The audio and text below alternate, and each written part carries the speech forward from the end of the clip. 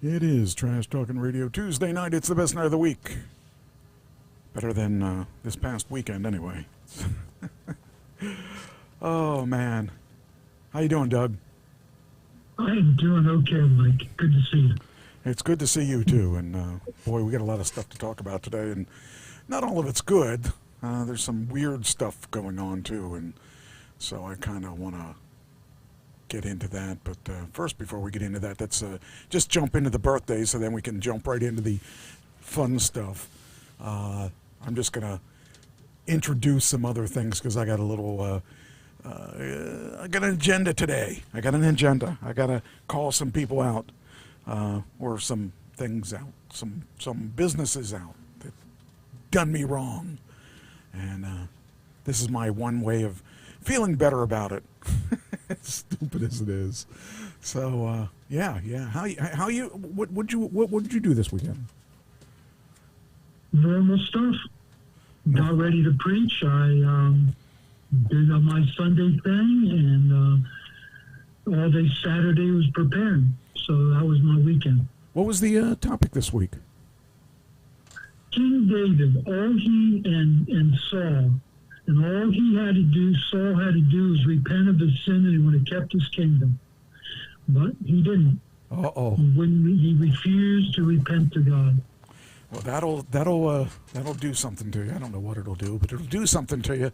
Oh, wait a minute. No, he lost his kingdom, he lost his life, and he lost his son's life. I hate when that happens. Just really. Trifecta, man. It was the trifecta, and he lost it all. Wow. Well, I can understand that because I actually have lost quite a bit this weekend, so I'm going to talk about that too. So I'm sure it's not quite as bad as what I've went through, you know.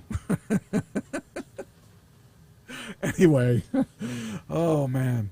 All right, let's jump into this. I got 1, 2, 3, 4, 5, 6, 7, 8, 9. I got 10 birthdays, all of which you should know the people. You may not know their birthdays, but I know you're going to know the people. How about that? No big surprise. We'll start out with Peter Weller, and you may not know Peter Weller by his name, but you will know it by RoboCop. He was RoboCop. He was RoboCop. And that was a long time ago. That was, what, 80s? I would guess. 80-something, yeah. So I'm helping you out with that one. We did have a picture. Oh yeah, I forgot. See, I'm distracted. Hold on, I'll have a picture in a sec. And I forgot to give that. There it is. He's 75. That's pretty good. He's 79. That works. How about Dynamite J.J. Walker? JJ. I think he was in the, I want to say 70s, but I might be wrong. It might be the 80s. That's the 70s. He's got to be. Yeah. No, I'm going to say 77. 79. Okay. Gary Busey. Oh, yeah. Let me pull him up here. Hold on. Gary Busey. That's a wacky guy. He turned out to be really strange. 81. Good. 82. Yes. Matthew McConaughey. Oh, hold on. Matthew McConaughey. Oh, Matthew McConaughey. I have no idea who he is. All right. That's the only thing that's my Matthew McConaughey. That's the only thing I know about. I'm going to say 57. That's good. That's right on. All right. Lionel Richie. Lionel Richie. Let's see. 68. 68. He's 77. This is the week of 70 people. A lot of them, that's 3 70s, or no, yeah, 3 70s and an 80 so far. Ariana Grande. Oh, hold on. She's coming up. She's supposed to be coming. There we go. Yeah, she is 34. Stick with the first one. Stick with your first guess. Okay. Well, what is her age? 33. 33. Okay. Khloe Kardashian. Chloe. By the way, I couldn't have guessed any of these guys. By the way, I just want you to know I would have been wrong on probably most of them. All right, I'm going to say 42 on her. She is 42. How about Tobey Maguire? He is a former Spider-Man. Yes. I think he was the first Spider-Man. I think he was the first one I saw. 37. He is 51. I wouldn't have guessed that, but yeah. He's one of those guys that doesn't age. I guess he does. I mean, if you look at this picture, wait a minute, look at that picture versus say that picture, he does age a little bit, but not bad. I wish I could age that little.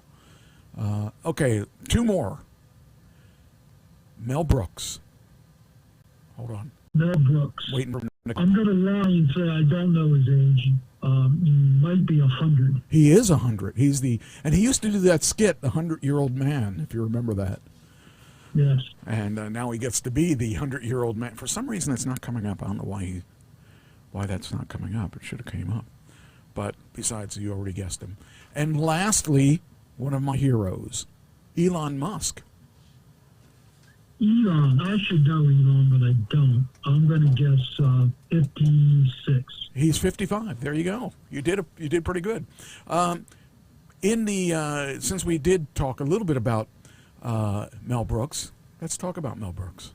He's a writer, director, actor, producer. He was one of the first directors, I think, that I actually fell in love with because of his sense of humor. And he came up with some good stuff.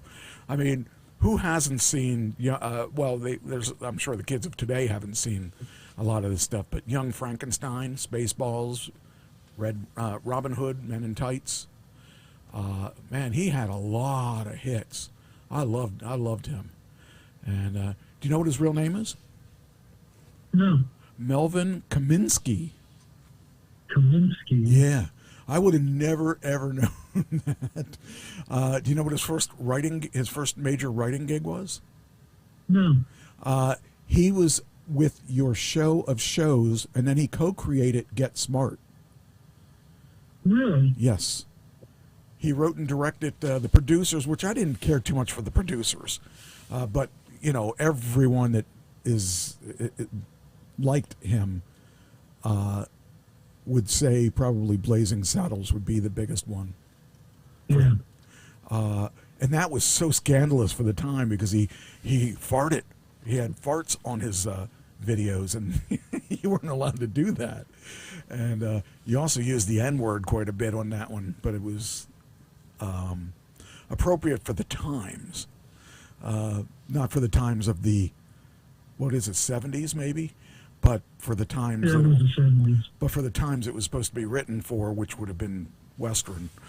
But yeah, he was says he was an early champion for visionary director David Lynch, who was I never thought about that, but yeah, George Lucas gave Brooks his blessings to release Spaceballs, which was the Star Wars parody. Though he prohibited him from creating the merchandise. He wasn't allowed to sell Spaceballs merchandise. 2001 adaptation of The Producers broke the record for the most Tony wins too.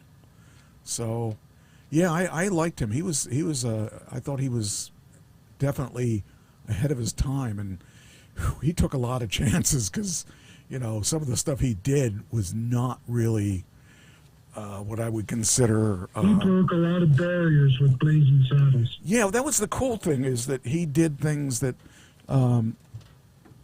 people were afraid to do because of the controversy, and he wasn't afraid of the controversy, and that says a lot. I mean, well, might say that he's crazy. Hey, Annie, I haven't seen you for a while. I was going to go check on you if I didn't hear from you today. All right, so let's, I guess, now I'll get into the meat and potatoes of what I want to talk about. Actually, there's two big things that are somehow linked together. So Friday, I had a big, I rented out my wrestling license Friday, and I made more money that one night than I've made in wrestling. I've never made that much wrestling in one day. It was kind of cool, and it was nice that I actually, walked out of there as I walked out as a hero, and I'll tell you why. Not only did I have the wrestling license, which was the biggest thing, because if you're running a promotion in Pennsylvania, you got to have a wrestling license. So I have that. I got, I did good by running it out to this guy who was running a show in Philly, and then the show was supposed to start at 6. So 6 comes along, we didn't start the show. 7 comes along, we still didn't start the show. I'm thinking, what is going on? Why hasn't he started the show? Well, then 8 goes along. I should say 7:30 comes along, and he comes up to me and he goes, "You're a musician, right?" I said, "Yeah, why?" He goes, "I need you. Come on up." So I followed him up to the stage, and he hands me this. First off, he's playing loud music, so I could hardly hear what he was saying. He couldn't hook up the microphone. Well, that sounds pretty easy, right? You'd plug in a microphone into a mixer and it works, right? Yeah, it could never be that easy. He had this brand new, or relatively new to him anyway, wireless microphone. It had 2 microphones, and he couldn't get it to work, and he asked me to look at it for him. Well, I looked at the thing and I thought, okay, it's a Shure microphone, so I know it's at least a good microphone. And I looked at the actual microphone, and it looked like it's not a cheap one. So I thought, okay, let me see how I can figure this out. So I was trying to figure it out, and it wasn't getting the frequency to the receiver. And so I didn't know anything about that particular microphone, but on the fact that I was stuck doing this, I had to figure it out. Well, here, this microphone had, now you have to have the mic, it makes sense that the microphone frequency has to match the microphone or the receiver. That I knew. I knew that because that's the way mine worked too. That's the way every microphone that's wireless has to work. And the one microphone can't be the same frequency as the other microphone. I knew that much. But when mine has a manual, it has a one you can, that it'll search the frequency and find it, and then it has a manual mode in case you can't lock them in. So this one I didn't see a manual way to do it. I tried to do it manually. It wouldn't let me do it manually. But I figured out how to do it the other way. Apparently there is a, you know how your TV remote has infrared? It has an infrared on the front of the receiver, and then it has an infrared on the microphone. You have to hold them up to the other, and then you hit the scan, and boom, you're working. I got the one working, and he didn't care that I get the other one working because he just needed to get the show started. So I got that working, but it was working with the receiver, but it wasn't working out the speakers yet. So I had to go up to the mixer. Now I know all about mixers, so went up to the mixer, and I couldn't get the mixer working. I'm trying to figure out what he was doing, because he must have been pushing all kinds of buttons to try to get it to work, and it didn't work with his doing it. So I figured out how I noticed I got the setting set right so that the VU meters work. The VU meters tell me whether or not it's getting a signal, and the VU meters said it got the signal. He kept arguing with me that the cord from the receiver to the mixer wasn't working, and I said, no, it is working. You see these meters, they're working. He kept arguing with me that that's the problem. I said, no, that's not the problem. So I said, the problem now is he ran this mixer into a mixer 2. The mixer 2 I'm not familiar with, because it was a DJ mixer. It had all kinds of buttons and switches and things I have no idea anything about. So I got it working to there. I said, you got to do it from here. And I helped him get the signal in and left him do it from there. But I saved the show because he couldn't figure that whole thing out. So I was worth my money that day. I should have got extra money for that, but I felt bad for him because he only sold 20 tickets. Let me tell you, between the money that he paid me, the doctor that I supplied, and I believe the building and the rig rental, he was already out at least $1,500 minimum before he even opened the doors. So he was already in the hole. So I just figured I'm not going to bug him for anything else. I'm just going to I'm just going to sit back and let him do his show. He only ran 4 matches, so he didn't have a lot of talent people for talent that he had to pay for. But it was a mess. It was a nice building. He just didn't know what he was doing, and unfortunately, he must have lost major money. Because when you think about the ring rental, you're probably looking at, I don't know, depending where you get it from, $500, $600, maybe even $700 for the ring and the ring crew.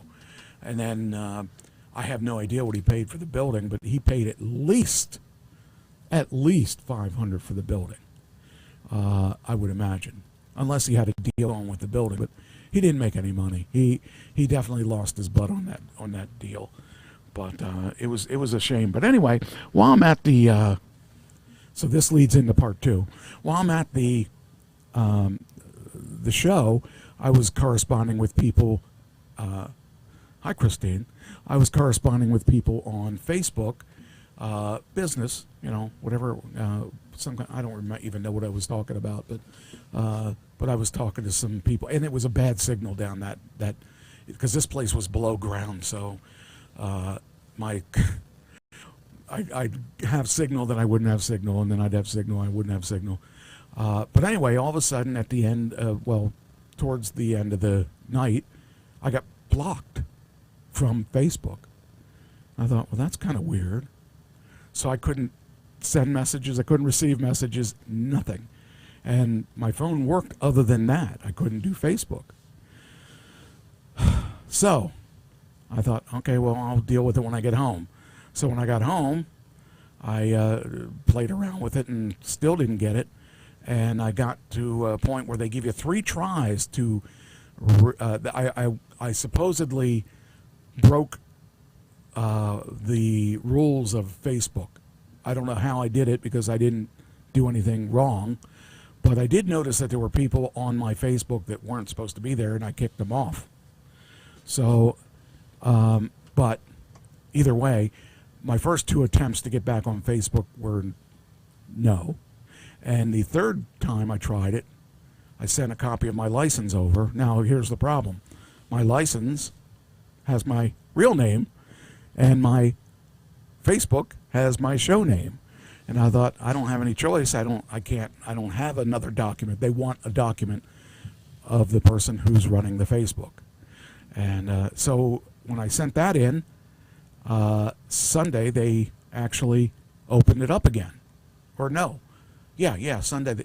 Sunday? I think Sunday they opened it up again. And everything seemed to be working. So I was all right. Except, now here's the caveats, or if you want to call them that. Everything was working except I was not allowed to message anyone for 90 days. And every group that I had was eliminated, was taken off the system. And I wasn't allowed to start any groups or manage any groups.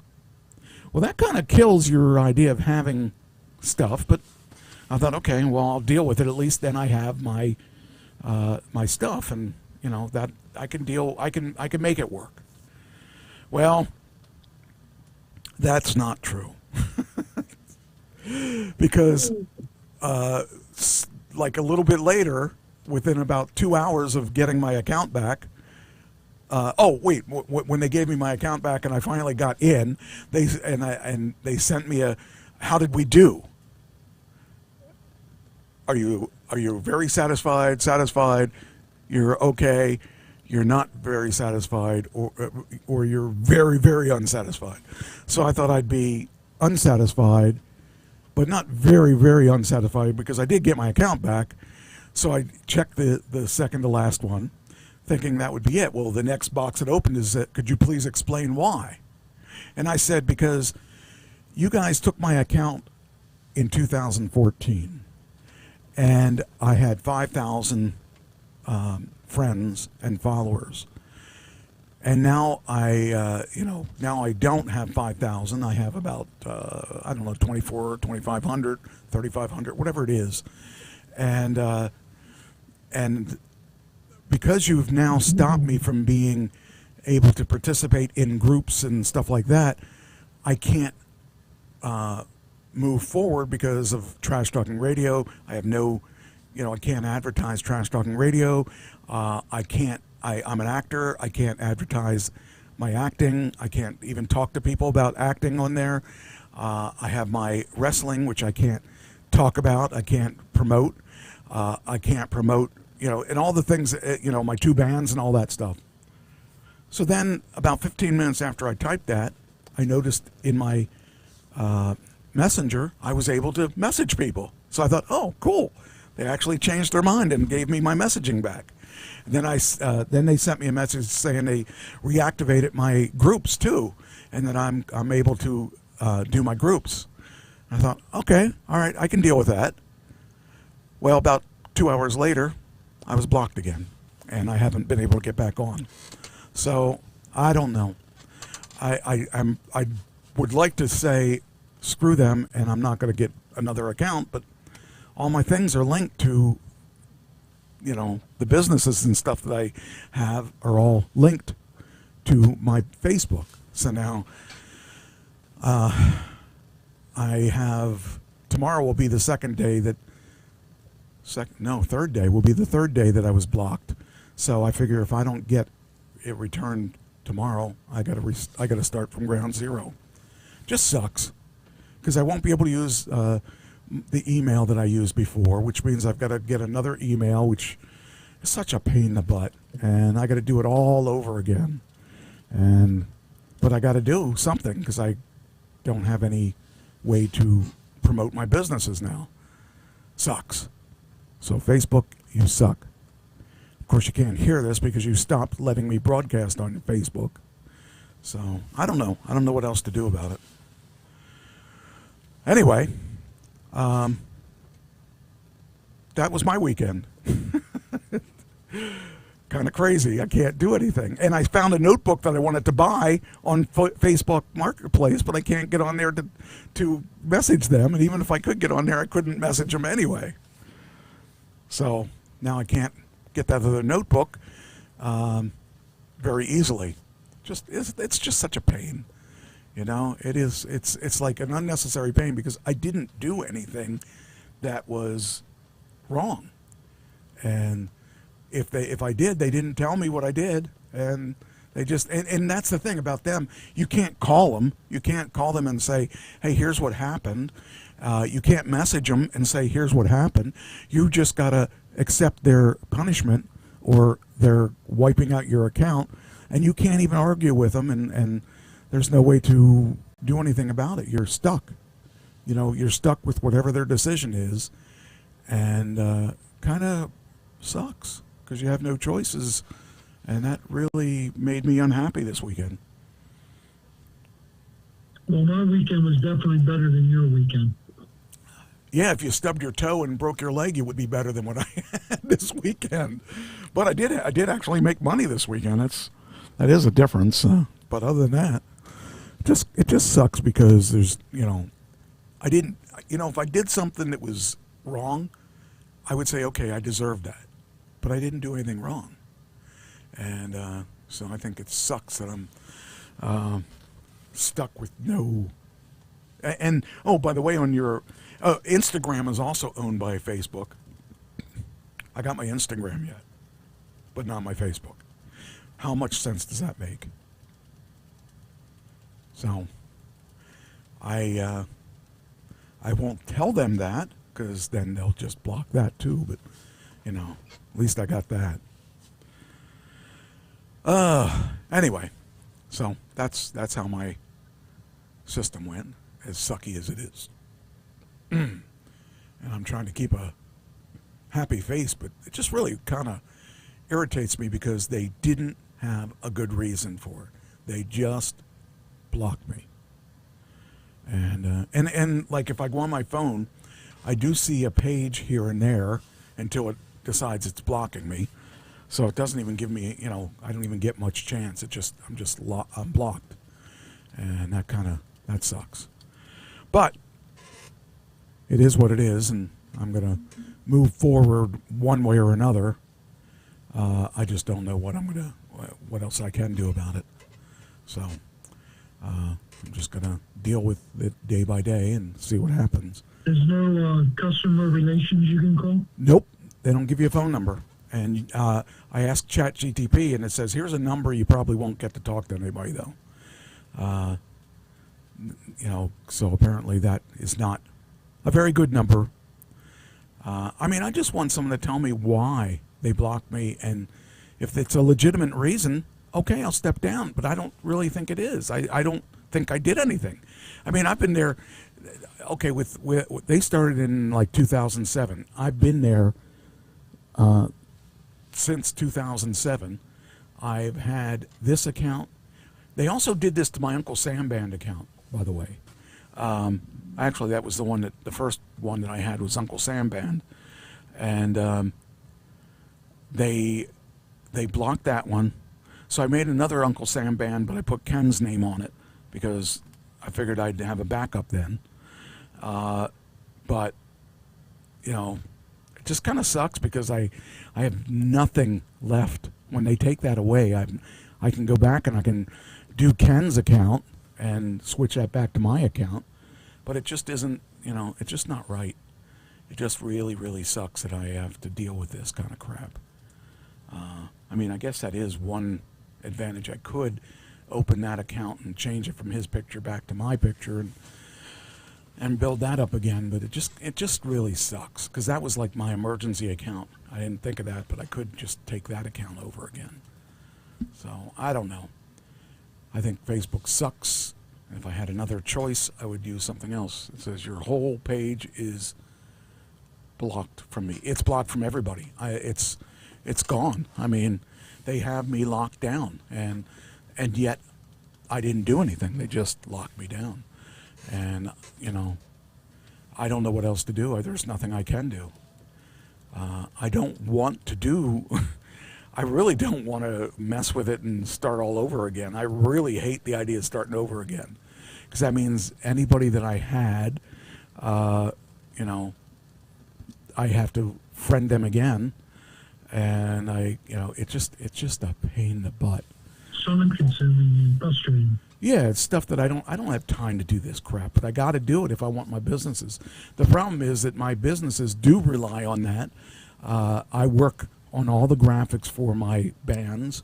I work on, it just kind of sucks because, they took everything away, and I don't know why. I can't tell you why. It makes no sense at all to me why they did that. If they had said, hey, you got 24 hours to get rid of this or that or whatever, they don't give you that. It says, Mike, you submitted an appeal on June 29th. Check back here for the result. It usually takes us over a day to review your information. Well, it's been over a day. It's just, if we find your account does not follow our community standards, if we find your account does follow our community standards, you'll be able to use Facebook again. If we find your account does not follow our standards, it will be permanently disabled and you won't be able to appeal again. So I'm starting to think since when they did this to my other account, if I looked even today, they would say, we don't have an answer yet. Check back with us later. And that's after 2014. I would think that by now they should be able to tell me if I could have my account. It'd be nice if they'd even give me that account back. I'd be happy with that account. But they aren't doing anything with that account. They're just letting it sit there. So I don't know. I just don't know. They're such a freaking bunch of losers. But they rule the world. They do, and there's not, it must be nice to have so much power. This must be what it was like to be king. You say, you're banished from our town. You can't talk to anyone in our town. So, and then they throw you out the wall, and you're stuck. You know, you could be starving. They're not going to feed you. So, but the thing is, like I said, I didn't do anything. I have nothing that I can even imagine. Well, okay, there is one thing I did do. When I got my account back, I wrote, since I wasn't allowed to use Messenger at first. I typed a post that explained why I can't answer your messages because Facebook says so, and then I also said at the very end of the post I put FUFB.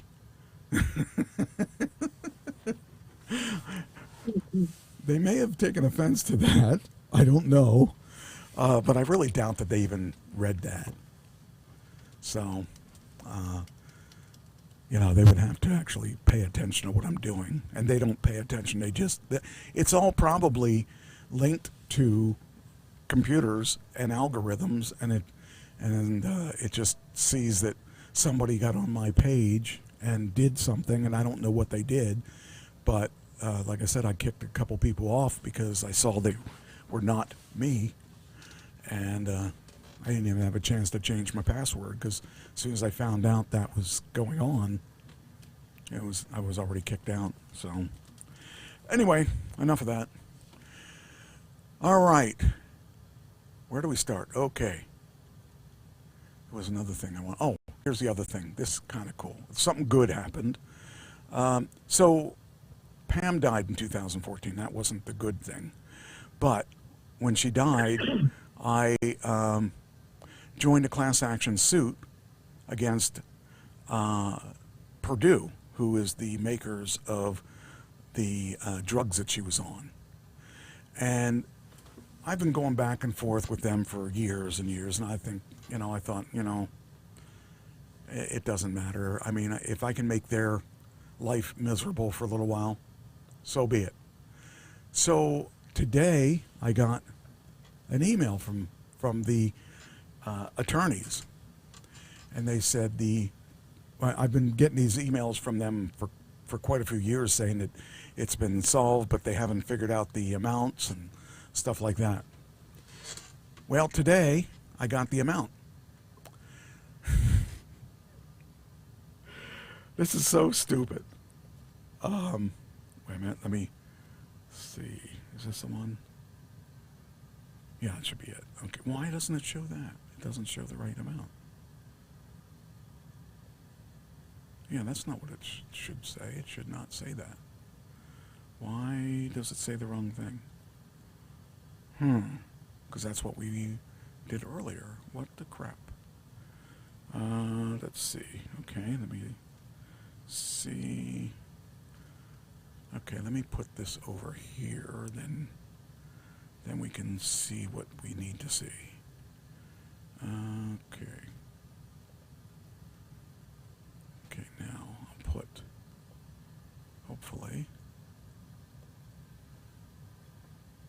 Okay, here it is. So, I got $18,746 in the settlement. That's the good news. Here's the bad news. The attorney's fees, $3,280.55. Then A&H, whoever they are, they get $3,280.55. Then the A&H, whatever that is, got $3,280.55. Then a common benefit attorney shares $937.30. Okay. So then attorney case costs $226.83. Okay. Administrative cost $1,554.29.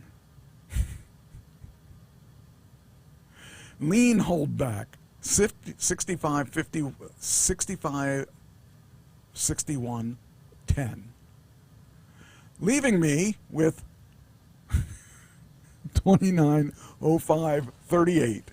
out of 18. $18,746. That's awesome. All I could do is laugh about it because, I mean, I did get something, but it wasn't about the money for me. It was really about making sure they paid. But, boy, I'll tell you, somebody cleaned up in that business because you figure that's just mine, and this is a class action suit.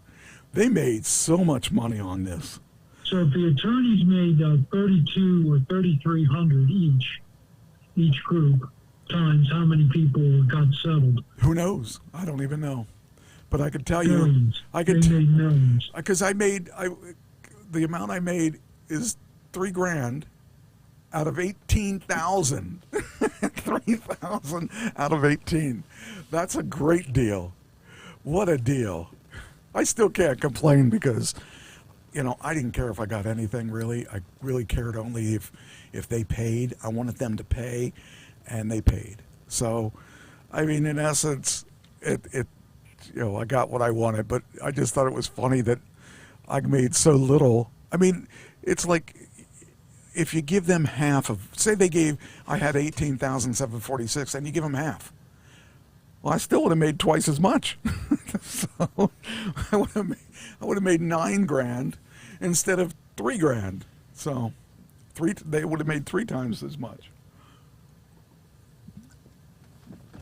But this went on so long. I mean, this definitely went on for a long time. And it just kind of sucks. I really think it's kind of funny and sad at the same time that of my 18 grand, I get 3. So, yeah, whatever. You know, it is what it is. But I'm just glad that's over. All right. I also wanted to talk about, where's it at? We talked last week or the week before about the highest paid job in your state, right? Do you remember that? Yes. And they were all in the medical field. Right. I got another update on that. Highest paid job in every state mapped. They got paid. They're not all in the medical field. Guess what? In Ohio, or not in Ohio, which one was it? Over here, pilots. And down here, pilots. Pilots in those 2 states made a lot of money. I never would have thought that pilots made that kind of money. $500,000 for pilots. Man, they're doing pretty good. In Georgia, $618,000. And then in Idaho, $508,000. So that's pretty interesting. That is interesting. It was funny how every one of them were doctors except the pilots. So that's a little information if you wanted to know how to make a lot of money, either fly or cut. So I thought that was funny. I saw that yesterday. I was like, oh, didn't we do that story? And I looked at it and said, nope, I guess we didn't. Not that story. Oh, boy, oh, boy. All right, then. What we got here? Okay, good. All right. Oh. Harvey Weinstein is in the news again. New York rape charge is dropped after an overturned verdict and 2 deadlocked juries. His accuser says she does not want to testify at the 4th trial. Found that interesting. So does that mean he's going to get out now? He's going to get out. And does he have any retribution for the fact that he's been in jail for all these years? No. Really? Because Wow. he was convicted. He was convicted. Huh. That means he spent, what? When did he He's going to stay in jail because he was convicted in New York and others in California. Oh, okay. All right. Says he won't face a 4th trial on the New York rape charge. Prosecutors dropped the Me Too era case on Thursday after his accuser said she could not bear to testify again. The movie mogul still stands convicted of another sexual felony in New York and others in California, and he remains behind bars, but the New York rape charge remained unresolved after an overturned conviction followed by 2 hung juries. Jessica Mann, okay, I remember her. Jessica Mann, a hairstylist and actor, spent days on the witness stand on all 3 trials, telling jurors that Weinstein raped her in a Manhattan hotel in 2013. Why do I think I thought he was in jail even longer than that. Okay. All right, and then, so I guess that means he's got free of 1. I guess the other ones are still going. Others. Yeah. Well, that's good. That's, that's kind of weird. But that's the end of that. I found that interesting because I didn't realize that they had a hung jury on that for a couple times. Then, here you go. This is a good one. Now, I'm going to tell you up front, I took this test, and I got 5 out of 10. Christine took this test. She got 5 out of 10. You're going to take this test. Let's see how you do. How much do you know about the American flag? Test your knowledge. What do you think? You think you're going to do well? Probably don't know much. Go ahead. I didn't know anything, but I knew it. Some of the stuff I knew, but I'm not an expert in any way. So, question 1. According to the Vietnam War protest song by folk singer John Prine, where won't your flag decal get you in anymore? Where won't your flag decal get you in anymore?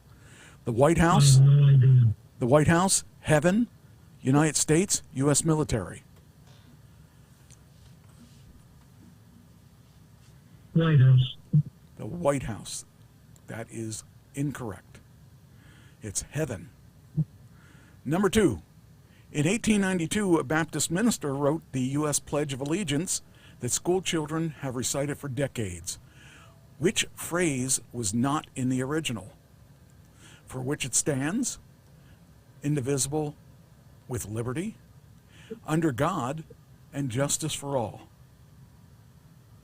I have no idea. For which it stands. For which it stands is incorrect. It's under God. Number 3. Baptist minister? Wow. Yeah. Never would have guessed that. Well, he's the one that added that.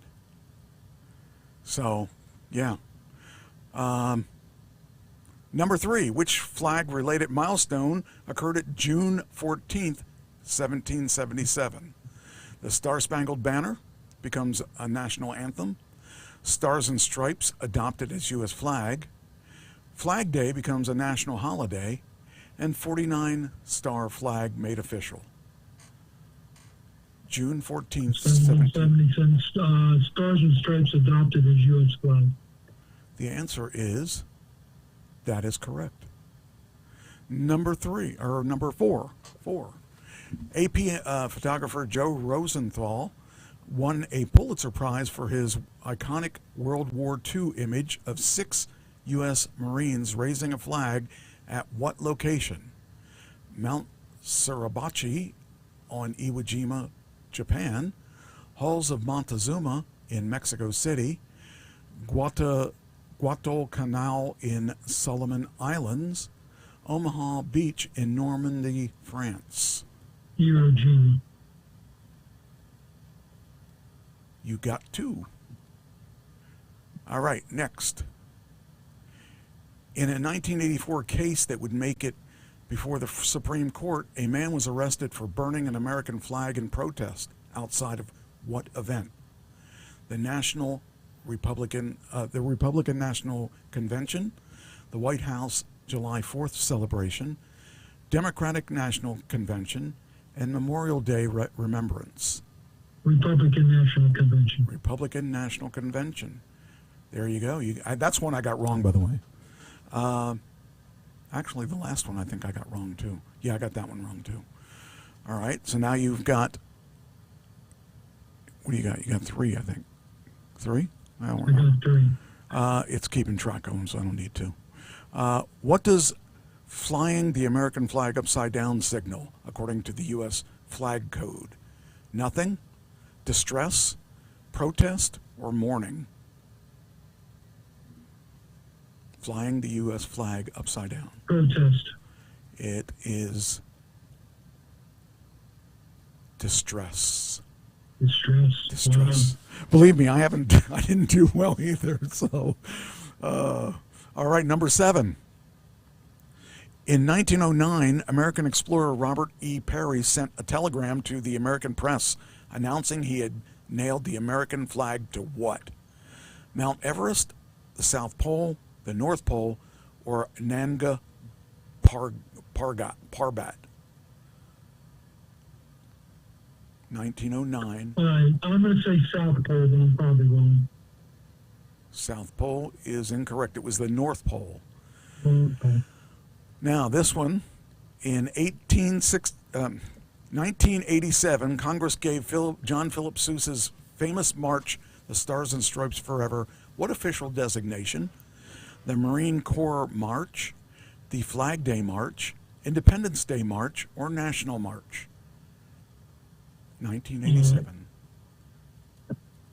Independence Day. It's probably Flag Day, but I'm going to say Independence Day. All right. It is National March. National March. I'm not doing so well. I only got 3. And lastly, how many flags have been left on the moon by NASA astronauts? 1, 6, 13, 50.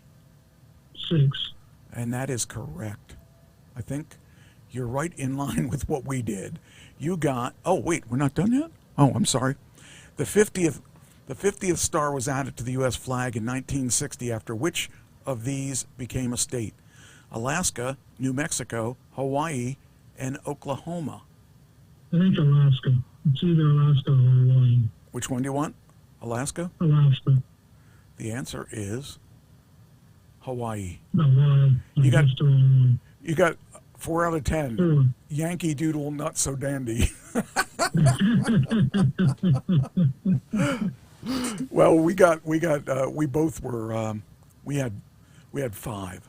So, it's just funny because, you think we go to school all those years and what for? We apparently don't absorb enough. But that stuff, how would I know a convention? I think that was kind of weird.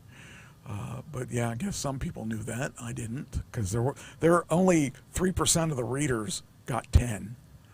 9% got 9. 16% got 8.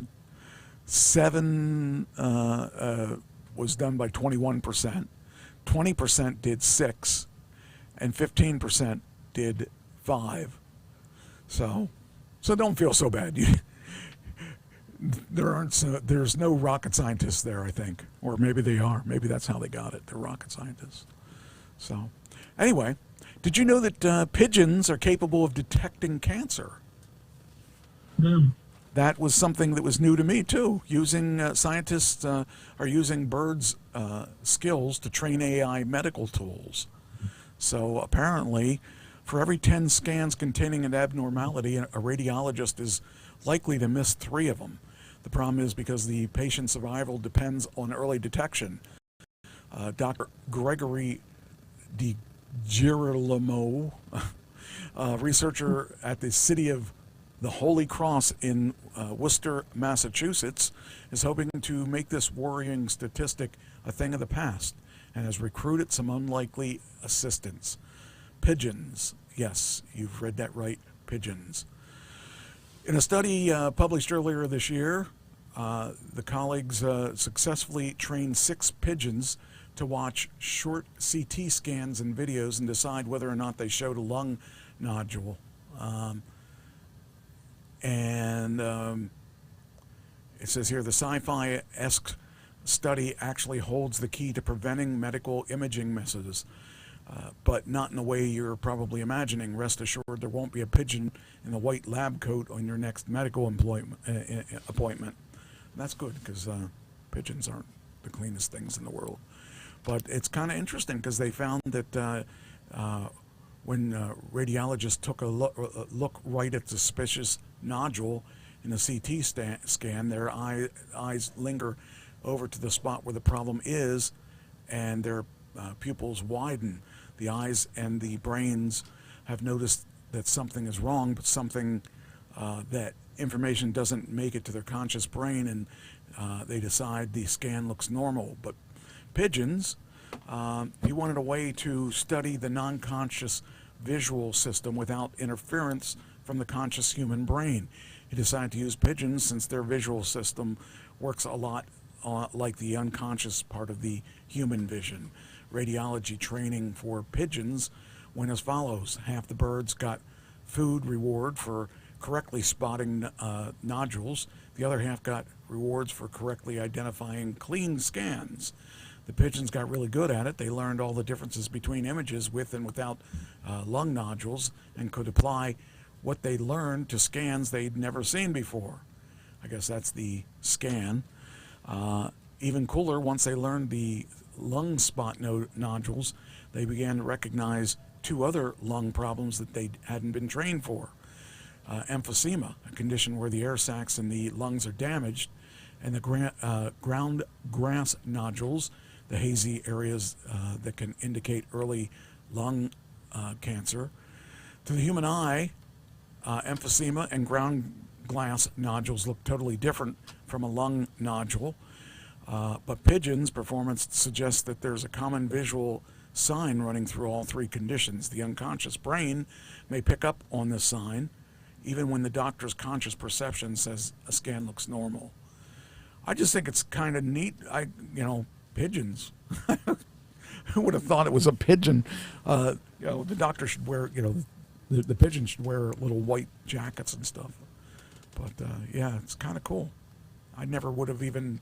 How do people come up with that idea? I mean, why would you decide that pigeons would be better at that than us? I have no idea. I just think strange. It is really weird. It's really. I never would have guessed that, but what do I know? I'm not an aviary type guy, but pigeons. In 5 billion years, Earth may be swallowed by the sun, apparently. I just hope I'm not around for that. 5 billion years. I'd be really old. Of course, by then I may not even notice. Let's see here. Trying to see why. Oh, for decades, the general assumption was the Earth too would eventually be lost in this metamorphosis. It's talking about once it runs out of hydrogen to fuse at its core, it swells into a red giant with plasma expanding to engulf the orbits of Mercury and Venus. For decades, the general assumption was that Earth too would eventually be lost to this metamorphosis. A new study challenges that assumption. However, with its detailed simulations of what might happen to the sun once it embarked on this next stage of life, all hydrogen-fusing stars are in the main sequence, the longest and most stable stellar phase. After exhausting the hydrogen in their core, they move on to the red branch, or RGB. Low and intermediate mass stars like the sun then move onto the asymptotic giant branch, AGB. Basically, it's just saying this doesn't mean it will be all sunshine and rainbows in the future. However, it will be sunshine, even though Earth won't be swallowed up by our expanding star. The swollen sun will scorch its surface, making it uninhabitable. So we got to think about that for the future, because after all, in 5 billion years, we don't want to be out of the planet. No, we don't.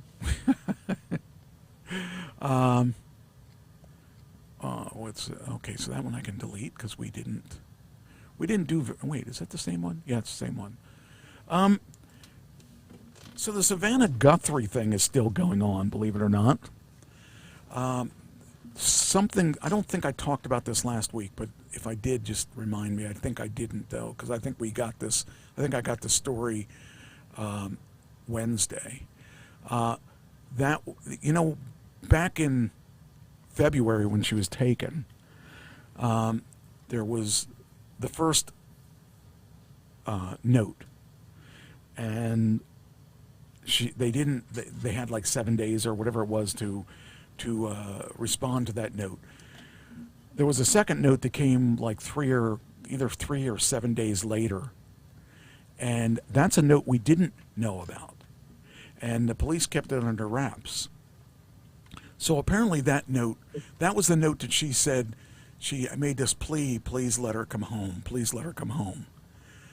Well, the reason she was saying that is that second note said she was dead, and they didn't say that. They never released that till recently. So apparently they knew way back then that she hadn't survived, and now they're getting all kinds of evidence or letters saying, look, I know who did it. I got pictures of who did it. I know where it was done. I got pictures of the whole thing. And says here, Savannah Guthrie makes a plea today on the Today Show, following reports of the ransom note claiming that her mother died shortly after being abducted. So that's got to be rough to know that your mother was abducted, and then even rougher to read that, that the note that they got was, we're very, very sorry that she died. And so now they just are pleading to get the body back so that they can have closure. And so apparently there's been new letters the past couple days. I mean, how cruel can you be? There are people. The one guy actually sent a letter, an email, and he wasn't part of the whole thing. He just sent an email to see if he could get a payday off of it. And he got arrested and taken to jail. So, yes, they did pay attention to your email. And they paid attention enough to throw you in jail about it. Some people, I can't fathom that. I can't understand why people are like that, You know that the family's going through some hardships, and what do? You make it worse for them. It just is really sick, that someone would do all that kind of stuff. But, so anyway, I guess the main idea is that the mother is now being said that she's dead. So, it sucks. Yeah, here it goes. And it says in February, the second letter was sent to the media regarding the abduction, indicating the retired grandmother was killed shortly after she was taken from the home. And according to multiple reports, on Monday, Nancy Guthrie, the mother of longtime Today host, was reported missing after she disappeared February 1st. Evidence indicated she was taken from her home.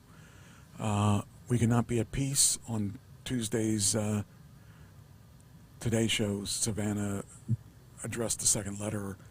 This is unusual and unprecedented, to say the least, but saying here, but I don't have any comment on this story. I'm not involved in our coverage, but I can't pretend I'm not here. So, I mean, just the idea that she has to, that has to be difficult to have to go through that and never have closure on that. So, just is a sucky thing.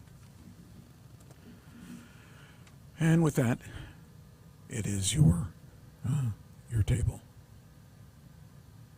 So, is the Middle East war over or not?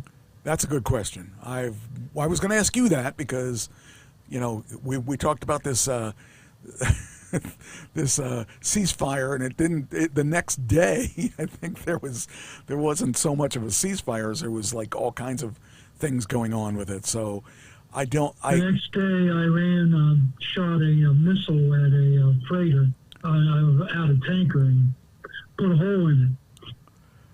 And, then the United States commenced attack to some missile and radar sites along the coast, and then that stopped, and then they did it again the very next day, Iran, to another tanker, and the United States fired again. Well, now they've agreed to halt attacks and renew talks, and the talks were supposed to be today. Okay. Well. So the U.S. military targeted 10 military targets in Iran overnight, the second night in a row. It's called proportional attacks. Okay. And this has been ongoing now since this whole thing, the ceasefire, has started. Yeah. It's just one incident right after another. I can't imagine that they don't want to stop. I mean, there's got to be a point with the. First off, they got to be running out of money. Well, they're supposed to get a boatload of money. Well, as long as that boat doesn't sink, it's crazy. I just think it's crazy. It's like, you know, we were told it was a ceasefire, and then boom, you know, it didn't last long. And here on this, now this one says Strait of Hormuz, oil flowing back to pre-Iran war levels. I got this right before the show started. So I that was today at 4:45. I think today's the 30th, right? Well, Vance says that. Now, I'm not saying Vance is lying or ill-informed. I'm just saying he may not know. That this is nebulous because insurance companies may not be letting their tankers go through. Yeah. Yeah, I would imagine that would be asking for trouble. He just may be misinformed. So we will know the levels because the United States has been sneaking tankers through and didn't tell anybody. They've been sneaking them through for weeks. Okay. And that just came out that we've been doing that. Okay. So, but oil prices should be coming down. Trump wants them down to $2.50 a gallon. Wow. He's saying that if your local gas stations don't start dropping to under $3 a gallon soon, we're supposed to contact the White House. Okay. Because it's price gouging. Wow. So he's putting pressure on the oil companies to drop prices quickly. And the reason for this is because we have midterm elections coming up. Okay. Yeah. And we've got to get prices down under $3 a gallon. Wow. Trump wants them at like I said, he wants them at $2.50 a gallon across the board. Well, I mean, I wish we could trust them. I wish we knew that, you know, what they're, I don't know. What would make them happy besides, you know, killing other people? I can't imagine. I mean, they were making pretty good money when they were charging $2 million a ship. Well, see, Iran wants control of the Strait of Hormuz. It's one of their negotiating points that Trump says they've given up and Iran says they have not. So, as with a number of contentious points, Iran's public statements are totally different than Trump's public statements or Vance's public statements. Now, what people are saying is what Iran says in public is different than what they say in private. And you have to take what they say in private as what they really mean. I have it the opposite way. I think you have to take what they say in public is what they really mean. Because what they say in public is they're not giving up their nuclear weapons, they're not giving up the Strait of Hormuz, they're not giving up their missile program, their drone program, and they're not giving up their support of proxies. That's what they say in public. Right. Trump keeps saying that they don't say that in private. Where is the evidence of that? The evidence of that is that they fire on tankers when they don't go the way Iran wants them to go. They launch missiles at Bahrain and Saudi Arabia and Iraq and to their neighbors in retaliation for U.S. strikes. They're acting as if they're not giving up anything. They're not acting as if they said in private that they would. So this is hard for me to say, but I don't believe Trump. Okay. In his assessment of the situation. I don't believe him at all. The evidence is not there. The evidence is contrary to what Trump is saying. Unless he knows, and now, I will give him credit. He could be holding all his cards and saying what he needs to say to get to an end that only he knows. There has been reports that the U.S. is building up again for military action, that they are delivering ammo and supplies to the U.S. Navy and to the Air Force in the area, that they are doing routine cargo flights at levels that were pre-war, that they're aiming to go back to war. That's some reports have said that. So I'm going to give Trump the benefit of the doubt, but at the same time, if it's not that, then I don't believe him. Right. So my official statement is, I guess, is I'm going to give him the benefit of the doubt and hope that he knows more than what he's letting on. And because it's not a good situation. No. Also, Iran is tying the Israeli Hezbollah fight to the memorandum of understanding and saying that Israel must cease and desist their hostilities against Hezbollah and remove themselves from southern Lebanon. Israel says, we're not a party to this agreement. We were not involved in the memorandum of understanding. This is not a part, as far as we're concerned. It has nothing to do with us. We're not leaving southern Lebanon, and we're not stopping our fight against Hezbollah. Now, the United States has brokered an agreement with Lebanon and Israel that they will not only stop hostilities, that they will say that the war is over between them. Okay? Mm-hmm. Which is a step in the right direction, because before they were just coming to ceasefires that would be broken. Now, what Lebanon, the country of Lebanon, has agreed to do is send their military into pilot areas of which Israel would withdraw, and the Lebanese army would take over and disarm Hezbollah in those areas to see if they can accomplish this. Okay. Okay? Because Hezbollah operates in southern Lebanon, but does not answer to the Lebanese government.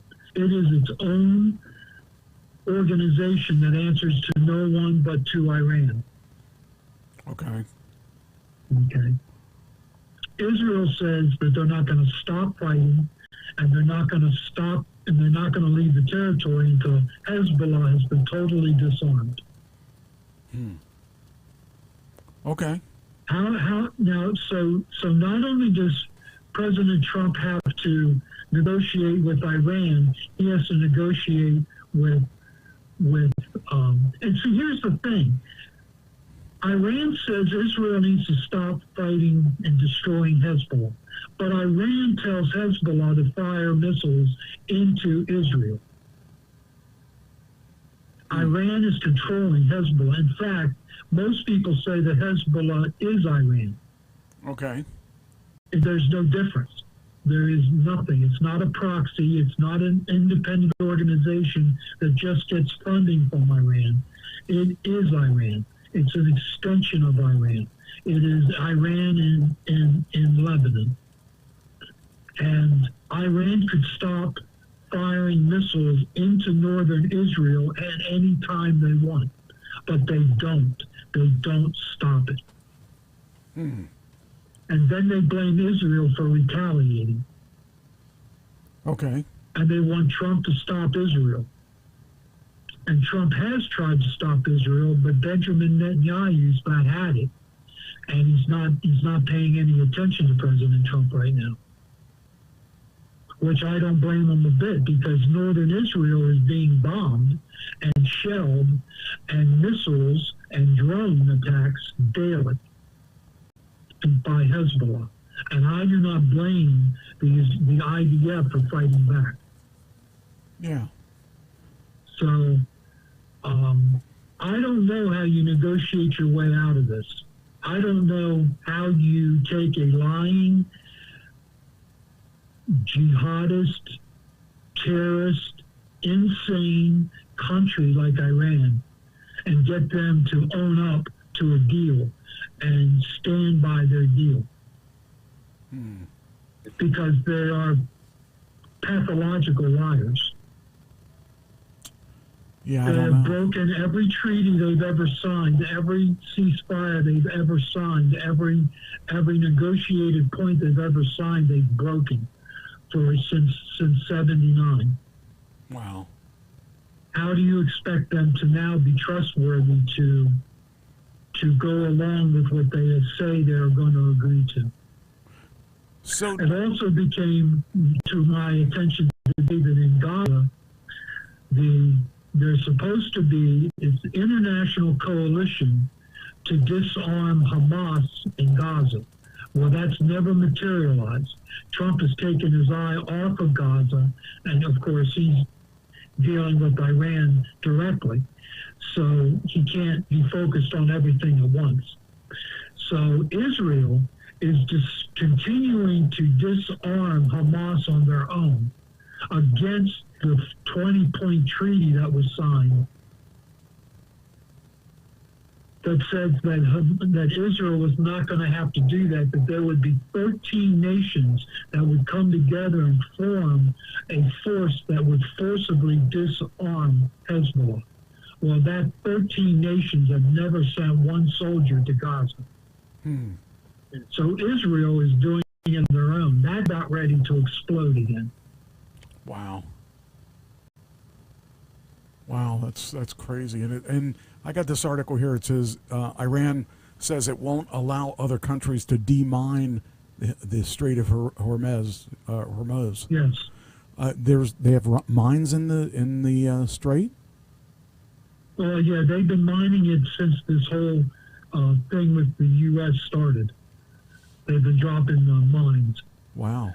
And we have mine sweepers in there clearing a path. We cleared a path next to Oman, the country of Oman. We've cleared a path for tankers to go through, but if they stray out of that path or the path that Iran has cleared, they're open to being blown up. Wow. That's crazy. And Iran, in the ceasefire, Iran pledged to demine the Strait of Hormuz. Isn't there And now anywhere? they're going back against that, which is further evidence that Iran cannot be trusted to keep any of its agreements. But isn't there other places we can get oil that we don't even have to worry about going there? There will be in the future, but not right now. Wow. Saudi Arabia and a few other nations are trying to build pipelines to other shores. But that's not going to happen overnight. That's going to take a year or two to build those pipelines for free. Wow. So we're kind of stuck right now. 20% of the world's oil comes through the Strait of Hormuz. That's just insane. 20%. And that's Asia specifically. It's Asia and Europe that Wow. need that oil. And what's happening is that Asia has been trying to abide by climate estimates of cleaning up their climate, production of gases to pollute, and they've been trying to clean it up, but they've gone back to building coal plants now, reopening closed coal plants because they need the energy. Jeez. And China is opening up 3 new coal plants a month. China doesn't care about climate change.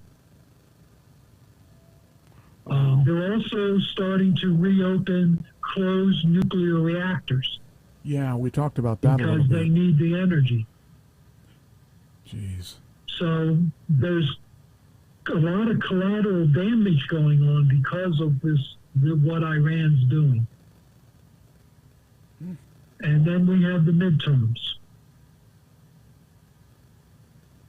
So this is not looking good for Republicans. Now, we have 50,000 U.S. service members in the Middle East on the ground in different bases around the Middle East. The Pentagon is now considering moving those bases out of the Middle East because they've been targets of Iran. And we've lost a lot of people in machinery and aircraft because of the bombing.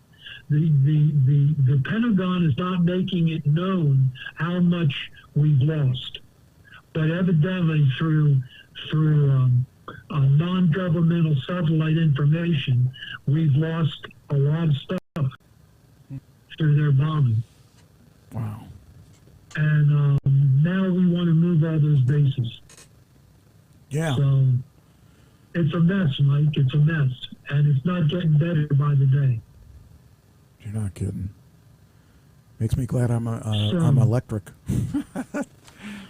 Oh man, that's crazy. You know, you were talking about the how reliant we are on fuel like that. There's a post that I found that was interesting. That for about do you use oil on your house or what do you use? What's your?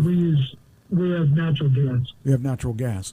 There is a thing in where did I found it on YouTube, and then I found it a lot on YouTube. Once I found one of them, you know how you find one thing and all of a sudden you find everything. So you find 20 others, yeah. Well, they found there's a source of electric that you could get at your house for about under $50.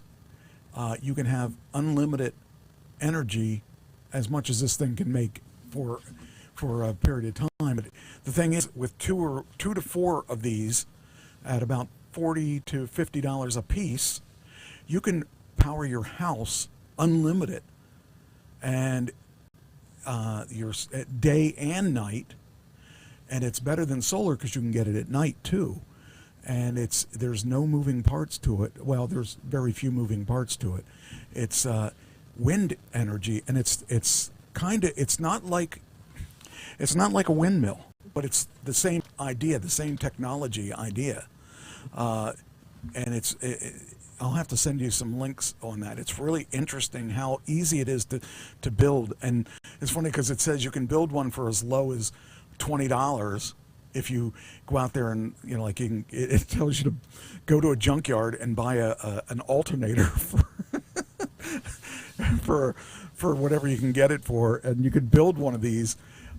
They're really cheap to make, but they last forever because there's very little moving parts on this thing. And I'm actually thinking about doing this to try it. But on the way home from where I was at yesterday, I noticed that I noticed on the way home. Actually, I noticed it today. It still worked for me, but I usually get a lot of wind down this driveway. And I was looking at the trees on the way home today, and I was like, oh, those trees are pretty high. But I think it would still work here because even though we have mature trees around the house, I believe the wind would still work through the trees. But it's really an interesting way to get people to be less reliant on oil and more reliant on nature. So it's something I'm going to explore a little bit, because I'd like to get, one of the things I don't like about solar is at wintertime, we don't have as much daylight. And plus, if you have snow on your roof, you're not going to get the solar power. These things, they'll work all year, and they'll work day or night, and they can feed back into my batteries that I have in the house already, and they can feed back same way that solar does, and they'll make solar credits for me and all that. So I'm actually going to look into doing these things, and if I can do it for a reasonable price, I'm going to have them all over my house. I'll probably get like 4 of them. So it's an interesting technology, because I don't like the idea of the windmills, but the idea of these wind units is actually intriguing to me. So even if I have to pay someone to build them for me, they'll pay for themselves really quickly. Because even if you had someone build them for you, they wouldn't be more than $250 a piece. So yeah, I'm looking at it, because I'm at where I'm at. I have a tower where there was a TV antenna. I would build them, put them on that tower of the TV antenna, and that would be plenty high to get me what I need to do.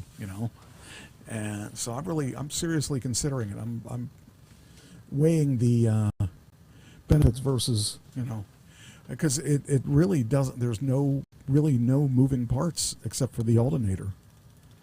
So I think it could be a good thing. Yeah. Hey, Mike, Yeah. what do you think the life expectancy is for a Russian new recruit on the front lines? Oh, geez.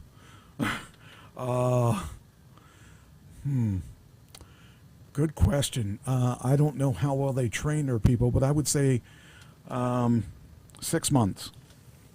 20 minutes. Oh, it's even worse than I thought. Okay. That's the average life expectancy for a new recruit on the front lines with Russia and Ukraine. And it's Wow. because of drones. Oh, yeah. As soon as they come up, I didn't think of that. you ought to see. I have this one blogger that shows these drones, and drones spot a Russian soldier, and they zero in on him, and it goes right up to point of explosion, and they're right on the person. So Wow. you see their death. Wow. And these drones are so plentiful that as soon as you get them off the truck, they're blowing up the truck Jeez. with the recruits inside. Wow. That's bad. They're giving bonuses. Russia has to give an $80,000 bonus for a new conscript to sign up for a year. Wow. Yeah, that 80,000, you're never going to get to spend it. Never going to get to spend it. Wow. That's crazy. I'm so glad we live here. That is so weird and so sad. I can't imagine. Yeah, that. You know, I mean, Michael, I see the fear in these guys' eyes before the drone blows up. I wouldn't even imagine there would be. I wouldn't even think that there would be that many troops on the ground with all the technology we got. Well, they can't get to the front lines because the drones blow up their truck. Right. And the fuel shortages. See, the other problem is now Putin has finally admitted that he has fuel shortages in the country because Ukraine has been blowing up oil facilities. Oh, wow. That's smart. That's a smart move. All over the country, and gas now is hard to get. In certain parts of Russia, it's very hard to get gas. So let me look at this from a different perspective. Right now, we can honestly say that Russia's got issues with fuel. So does the big portion of the world, but so does Cuba. I mean, who has all the fuel? Well, let me think. Not us. and we're okay. It's high, but we've got enough fuel for us. Well, don't we also have reserves that we never even touch for whatever reason? No, we've touched them. Trump tried to bring down oil prices before by lowering our reserves. He's now in the process of building it back up. Okay. Wow. Yeah. And they have found some reserves in the Gulf of Mexico, Gulf of America. They have found some reserves that are so deep, nobody thought we could ever get to them. But technology now has come to the point that we can now get to it. So we may be, again, one of the largest reserves of oil in the world, may be in our hemisphere. So, hey, down to the earthquake. You familiar with the Venezuelan earthquake? Yes, they've had a lot of major issues down there. Yeah, it was a 7.2 followed by a 7.5 earthquake on June 24th. And those 7.2 doesn't sound like a lot, but that's a major earthquake. Well, it's major because they don't have the building codes that we have. 7.2 is survivable in a big city. In America, maybe. But, I mean, it's still pretty big. But it's huge. But down there, without the building codes, 2,000 people are dead, 10,500 are injured, 15 to 16,000 have been displaced by the earthquakes. There are between 43 and 69,000 people that are missing that will probably be classified as dead. And there was 58,870 plus buildings that were destroyed. That's crazy. Jeez. I don't know, man. And our military is doing yeoman's work getting supplies in. Now, they're our friends now, right? Because we get that woman down there, don't we? Yes, they are our friends. We are building a relationship with them, now, don't they have a lot? Don't they have a lot of oil down there too? They have a lot of oil down there. Now, what happened was the infrastructure is so old and decrepit they can't get all the oil out. So we are negotiating our oil companies to go in there and rebuild their infrastructure so that they can start pumping oil. That would be cool. That would say, hey, we don't care about you anymore. We could just say, Iran, so far away, because we got another place to get oil. Oh, man. So, I mean, it's looking like America will be spared the trauma that Asia is going through and Europe's going through, with the Strait of Hormuz being what it is. It looks like we're going to be spared that whole tragedy. I mean, it's not good for the elections, but $4 a gallon is not bad. It's $8 and $9 a gallon in Europe. Wow. Can you imagine that? That's crazy. I like electric. Oh, man. Did you hear about the elections in New York City? You know that the mayor of New York City is a communist. Okay. He says he's a social democrat, but he's really a communist. There's just a spit's worth of difference between the two. Right. All right. 3 communists were elected, avowed communists were elected to House. No, not elected. They won their primaries in the Democratic Party to run in the election in November. Now, here's the secret. Let's say there were 60,000 registered Democrats in a House district.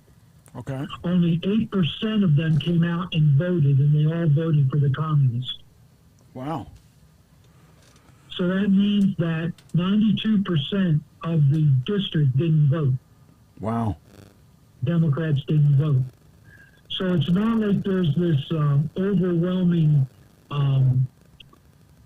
an overwhelming desire for communists to run, but they are asserting themselves for the first time in our history. They are winning elections. And it's scary because Bendani's already doing rent controls. He wants to give away free daycare, free bus rides, free subway rides.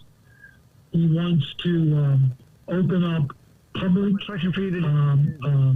grocery stores with price controls, and who's going to pay for it all? Well, Right. who's going to pay for it all is everybody making $1 million or more. There aren't enough people in New York making over $1 million or more to pay for all this. That's true. So that means taxes on everybody's going to go up. Right. Wow. That's crazy. What's the big question about this birthright thing with Trump? With the what? With Trump, with the birthright citizenship. Oh, well, yeah, we can let me do two more here, and then Okay, I'll go get ahead. down to that. Go ahead. Okay. Do you know who James Carville is? He's a big Democratic strategist. Oh, okay. I was He's thinking. He's the one that came up with "It's the economy, stupid" during Clinton years. Okay. Remember that?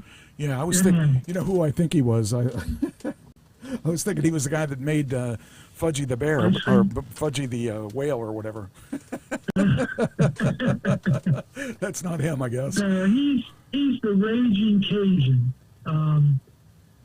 He's married to a Republican strategist. I don't know how their marriage works, but it does. Okay. But anyhow, he says he cannot be in the same party as these communists, and he wants the Democratic Party to split from them. Okay. Because he says they don't share any of the ideals of the Democratic Party. Right. Right. So Mamdani is the mayor of New York. He is foreign born. Okay. He cannot run for president, and he says that he does not support the Constitution being changed to allow him to run for president. Huh. I thought that was pretty magnanimous of him. Yeah. Since you can't be foreign born and run for president. Right. Right. Remember that was the whole thing about Trump over Obama? Right. Because he said he was foreign born? Yep. Yeah. Yep. And last thing here is, do you know that Kelsey Grammer? You know who Kelsey Grammer Yeah. is, right? Yeah. Frazier? Yeah. He's considering running for public office. Oh, jeez. Okay. Is he American?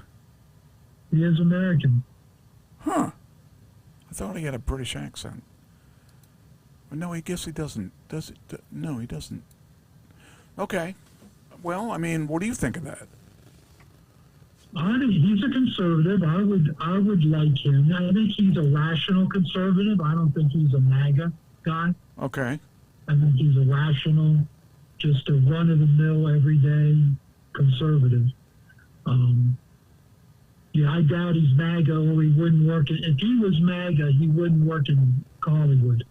Okay. No one would hire him. Right.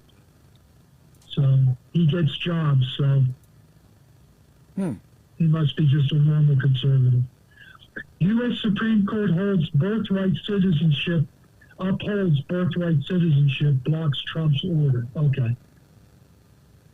Trump is trying to say that if you are a tourist and you come to America just to have your child, if you have your child on American soil, the child is American. Okay, I got it now. I was wondering what that... Trump's saying that's not the intent of birthright citizenship. It was to make slaves full-fledged American citizens.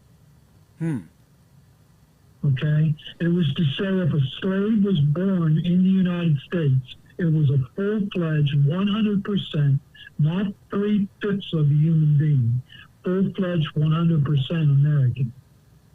If you were born in this country. Okay. But that has been carried, that's the 14th Amendment to the Constitution, and it has been interpreted for over 100 and some years to meaning that if you're born in this country, then you're an American citizen. But what happens is if you are a baby born here, you can bring your parents over. So it's called an anchor baby. All right, now that makes sense. I was trying to figure out what the whole big deal was for that, and now I get you. I got you. Conservatives say that that's not right. that you shouldn't be allowed to be a baby here, an American citizen that can bring your whole family over and make you a resident in this country. Okay. But the Supreme Court upheld the interpretation of over 100 years of the 14th Amendment. So Trump lost big time. Wow. But he wins on the transgender athletic ban in schools. Those 6-3 rulings says states must keep women's teams for biological females. Yes, I saw that today, actually. Yeah. Now, that's not against transgenders in any other realm. No, I agree with that. I agree with that. That transgender should not be competing with cisgender women. They should not, because they have a physical advantage, and they shouldn't be. I totally agree with that. Well, California says they're going to ignore it. So they're going to allow transgender to be in. Yes. No, see, that's not right. That isn't. I mean, I'm pro whatever you are, but I feel that you shouldn't have that advantage or disadvantage of same as I don't think that transgender should be competing with men either. I mean, transgender wouldn't be right for them to especially if they're on some kind of medication to femalize themselves, because they're not going to do themselves anything by doing that. I think they should be in a group by themselves. Even the best female Marine cannot compete with an average male Marine. Right. Yeah. There is a difference in genders. Yes, there is. Biological genders is just a difference. Yeah. I mean, I don't be overcome. Yeah, I don't disagree with that at all, and I think that we got to. I mean, it's not fair to women that a transgender would be competing head-to-head with them. That should not happen. And I'm the first one to tell you that. I'm pro-transgender people if that's what they feel they are, but I don't feel they should be going head-to-head with a female and expect, there shouldn't be, the expectation is not real. It shouldn't be that. You shouldn't have that. So now they also agreed, Mike, to hear a case next term, which would be the fall, to decide whether parents can sue over Washington state laws that say that if you're 13 years old, the school district and shelters can hide your transitioning from the parent. I don't know that I believe that's a good idea either. I think that parents should be involved in that if they're that young. I think the parents should be involved up to maybe 16 to 18. And then the person can do what they want to do, and I'm fine with that. It's just that same here. I think parents should not be excluded from the raising of their children. I agree with that, because they're responsible for that child too. And that's right. I totally think they should be involved in that. And if the parents don't want to be that way, don't want to be part of that, don't want their child to be part of that, that's their choice. I mean, that's, This ruling will affect adoptions because some agencies won't adopt the Christians. And Christians as a group are the highest, are the people that adopt children the most. And we need people to adopt children. The foster care system is overwhelmed because they don't have enough people adopting. And they're excluding Christians because Christians say that they are against transitioning as a child. Well, then they just don't have to adopt that particular child. Well, that would be my solution to that problem. Yeah. But Washington is pretty out there. This is also a Washington decision. Supreme Court agrees to hear. I don't know how we've never discussed this, so I don't know where you stand on this. The Supreme Court agrees to hear gun rights challenge to assault weapons ban. They're going to determine once and for all whether assault weapons, AR-15s to be precise, or AK-47s to be precise, are protected under the Second Amendment. Wow. As a former owner of an AK-47, I think it should be allowed, but then again, it's also the preferred weapon of mass killings. Yes, So, that's the problem. I mean, I have an AR. The thing that bothers me is that exact thing. But the thing that also bothers me is that our cops don't have them, and it's an unfair advantage if the cops don't have them and the bad guys do. So it's I'm a Second Amendment guy in theory, but in practice, you know, I got rid of my AK-47 because it just is a weapon of violence. I didn't feel that I needed it. Plus, I needed the money. So there was a very practical reason too why I sold one. But I turned it into my daughter's 16th birthday gift. So Okay. For me, it was a good trade. But, you know, in theory, I think it should be protected under the Second Amendment. I agree with that, except But I then think again, I think the cops should have them too. I should think the cops should. I think the answer is not to take them away to citizens, just to provide the police force with the weapons And training. and trained. Now, the July 4th is coming up. What do you think American pride is in this country, in the U.S.? Has it dropped? Has pride in America dropped over the years? Well, I think that pride is pretty strong, but they're not pretty strong about the people that are necessarily running the country right now. But they're still, I mean, I'm still proud of the country, even though I'm not proud of necessarily who's running it. So with that answer, I really was able to bypass your question there. I think I really feel that there's still us out there. We're just not proud of the people that are running it, but we still are proud of our country. Is that a fair answer? Republicans, 70% of registered Republicans are proud of their country. Okay. Only 14% of Democrats are proud of their country. Interesting. 73% of Black Americans say they are not proud of this country. Okay. I think it's from where you're looking. Okay. Depends on your prejudices. Yeah. I don't mean that prejudice as in bigotry. No, I just know. your, Yeah, I know. your political prejudices, your political point of view. This is my take. If you let me just share my belief for a second. Please.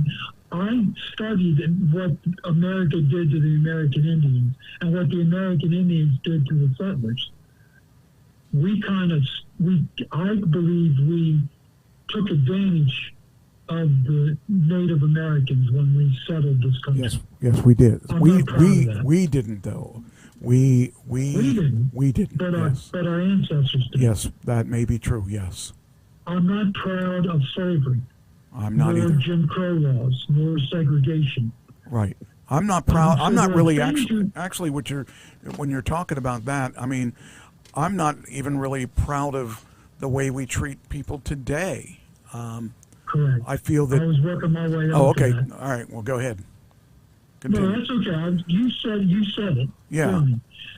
I'm not totally proud of the way we treat people today either. I think but it's I'm better. proud of my country. Part of that is because I'm ex-military. Yeah. I fly the American flag, but it is people are scared to fly the American flag today because of the connotations that are attached to it. Yeah. Yeah. They assume right away that you're a pro-Trump supporter if you fly the American flag, and that's not necessarily the case. Yeah, that shouldn't be. And everybody. Yeah, that shouldn't be. Yeah. Because, like you said, you can be proud of this country, but not necessarily the people that are running the show. Right.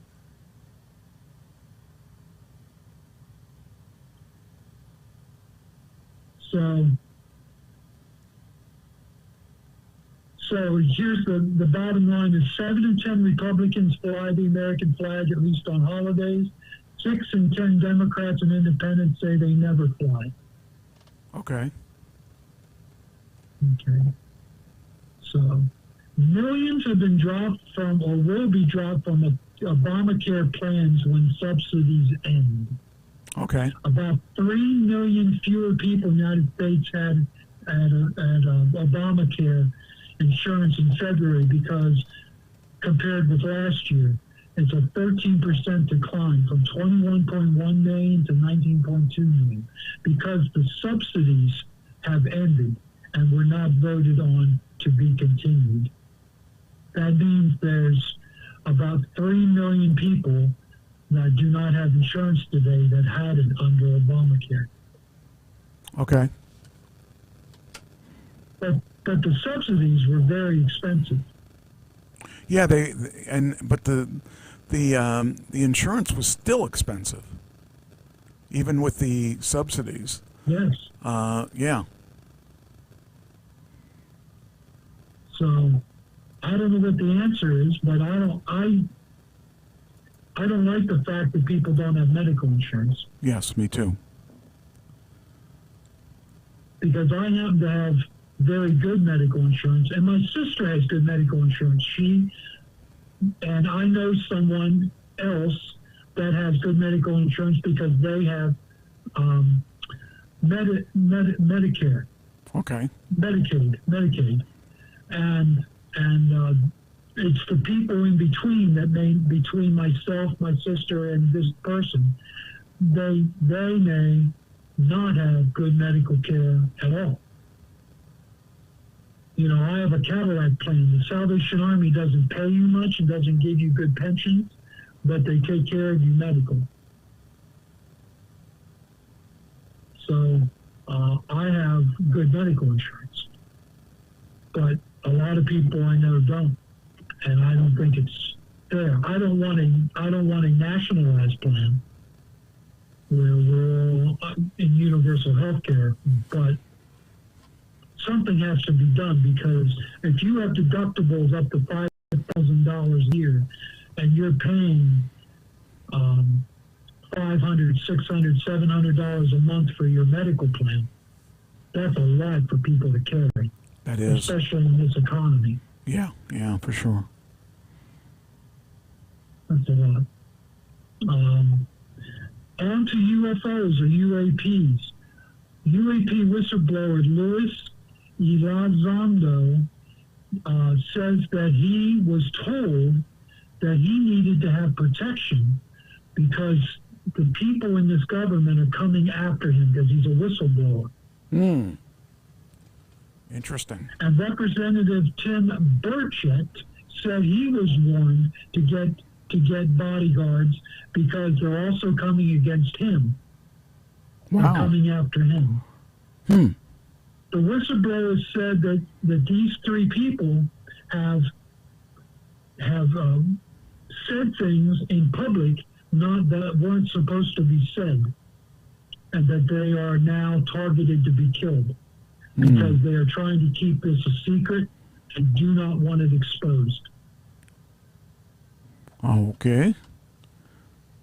Seems I guess. I mean, what are your thoughts on that as far as that goes? Well, I don't think they're lying that they've been told to get protection. Right. But I don't know if there's little green men running around in this world. I was just wondering about that. That we don't know about. Why do they got to be green? That's true. That's probably a phobic remark, though. That's right. Green. That sounds kind of no. They could be purple. They could be. So it's very stereotypical. I don't know, man. It's pretty You know, I had one of my co-hosts way back in the day was totally. I mean, he said he had encountered extraterrestrial people more than once in his life, and I kind of blew it off because I didn't have that much belief in there being anything outside this world. It wasn't until recently that, within the past 2 years, I guess 3 years maybe, that I started saying, well, maybe there is some kind of something going on out there. And even now, I'm not really sure one way or the other. But it is, I mean, it's on the, I'm not totally dismissing it like I used to, because I really did believe at one time that was all just blown out of proportion. But somehow I'm a little more open-minded, just because there's too much, because of the show that I watched, the Skinwalker Ranch thing, and I've really started to open my mind a little bit about what there could be out there. I mean, plus all this released footage of these things that were unexplained, and some of the things that were on YouTube. Now, I know that YouTube is not your most reliable source, but it does sort of get you thinking about, why couldn't it be possible? I don't feel threatened by it, because I feel if they wanted to take us out, they must have the technology to do it. By now. Yeah, they would have done it by now. There's definitely, they have a lot of technology we don't seem to have. So I kind of look at it like, I'm not going to be worried about it, because if they want to take us out, they're going to take us out. And there's nothing we could do about it. Even with our technology, there's nothing we can do about it. They can get here, we can't get there. so they apparently have some tools that we don't have. So I try not to overwhelm myself thinking about things like that. Like some people would think, oh, well, we're going to be attacked by them. Well, yeah, I don't want to be sitting dwelling on whether or not we're going to be attacked by them, because first off, I don't know that they exist. But second off, if they wanted to get rid of us, they would have gotten rid of us by now. And if they wanted to enslave us all, they would have done that by now, because they've been around a lot longer than we have, apparently. So, I think my time on this earth, that we're going to find out that there are people long after I'm gone. Or when I say people, there are other beings out there. So I'm not going to be really concerned about whether or not they're harmful to us, because, like I said, I think if they were harmful to us, we would know it by now. Well, my thing is that I know that we kept the Manhattan Project a secret from the world. The building of the first nuclear weapon. But that was only for about 3 years. Yeah. We're talking... How do you keep this a secret? Yes. Since the 30s? That's what I'm saying. Even before that, because they probably were watching us kill each other on the war grounds and all that. They probably watched us say, they're probably taking bets on who's going to win and stuff. We could just be nothing more than a betting platform for them. Like blackjack. We're a live blackjack. I really don't know, but I don't try to consume myself with stuff that I can't control until I don't know. It's just too much real estate in my mind would have to go into that. And as far as I know, if it's real, there's nothing we can do about it. If it's not real, there's nothing we can do about it. So there's nothing we can do about it. So I'm not going to obsess over it. I'd love to know, but maybe I don't really want to know, because, here we are all high and mighty saying, well, we could blow Iran out of the water, when there's someone outside the world that says we could blow them away whenever we want. So it's kind of one of those things where, we're just ants in the whole scope of things, So if it is real, if there is other beings out there, I don't want to be consumed by it. I'd like to know, but it's not something I have to know, because if there is or isn't, it's not going to change the way that I live my day to day, because there's nothing I can do to change any of it. You know, I don't know. That's just the way I feel about it. Well, I'm interested in it, but I would rather have my Facebook profile back than worry about yeah, whether. you would. Then find out if there's aliens in In fact, if I didn't know better, I would say that they took it away because I was getting too close. there. Yeah, you were. You're lucky. If you get a phone call that says you need bodyguards, then you know. That's right. For sure. But I still have my AR. It's not going to do any good against their lasers and stuff, but, you know, it's one of those things.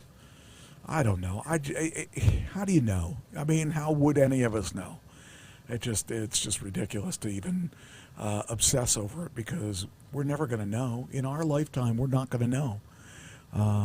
Because we could be nothing more than just their aquarium, and they're just experimenting with what we do. I mean, for all we know, we could be the experiment. So I don't. That's true. And I hope that I'm Well, passing. there is a theory that we are. This is a zoo. We are the animals in the zoo. I believe that could be true. Yeah. Why not?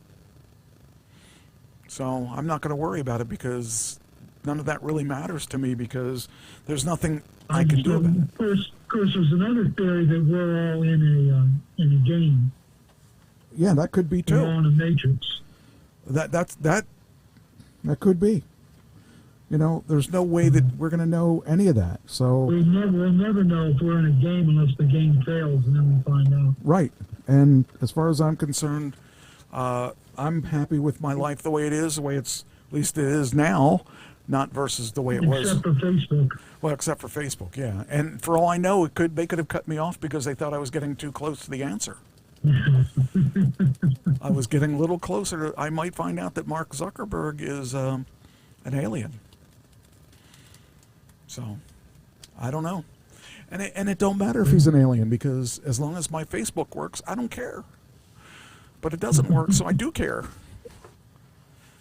I don't know. I just look at it like that. I mean, I personally don't want to obsess over something like that. I just want to enjoy my life, and that's it.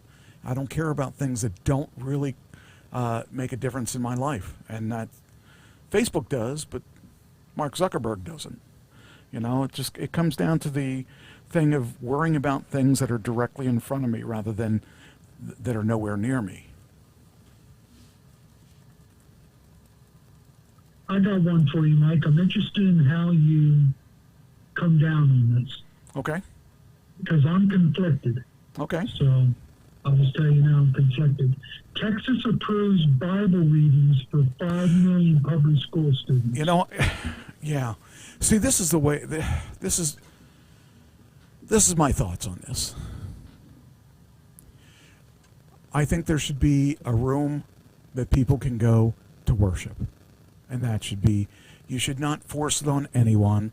If anyone that's curious, you should let them know what you feel is the right way, the right thing. But I think that's when we were kids, we had the I think we had, for some reason, I think we had prayer or something in school. We did have morning prayer. We had morning prayer. And we had the under God thing, you know. I don't think I don't think there's anything wrong with saying under God, even if you don't believe in God. I don't really feel that that's a big deal, but to some people that might be. To a lot of rebellious people that would be. But to kids that are like 5, 6, 4, 5, 6, 7, 8, 9, 10, 11, 12, up to whatever age, I don't think any of that really. It's not like because I was opposed to that. It's not going to kill me if I say it, but it's also not going to kill me if I don't say it.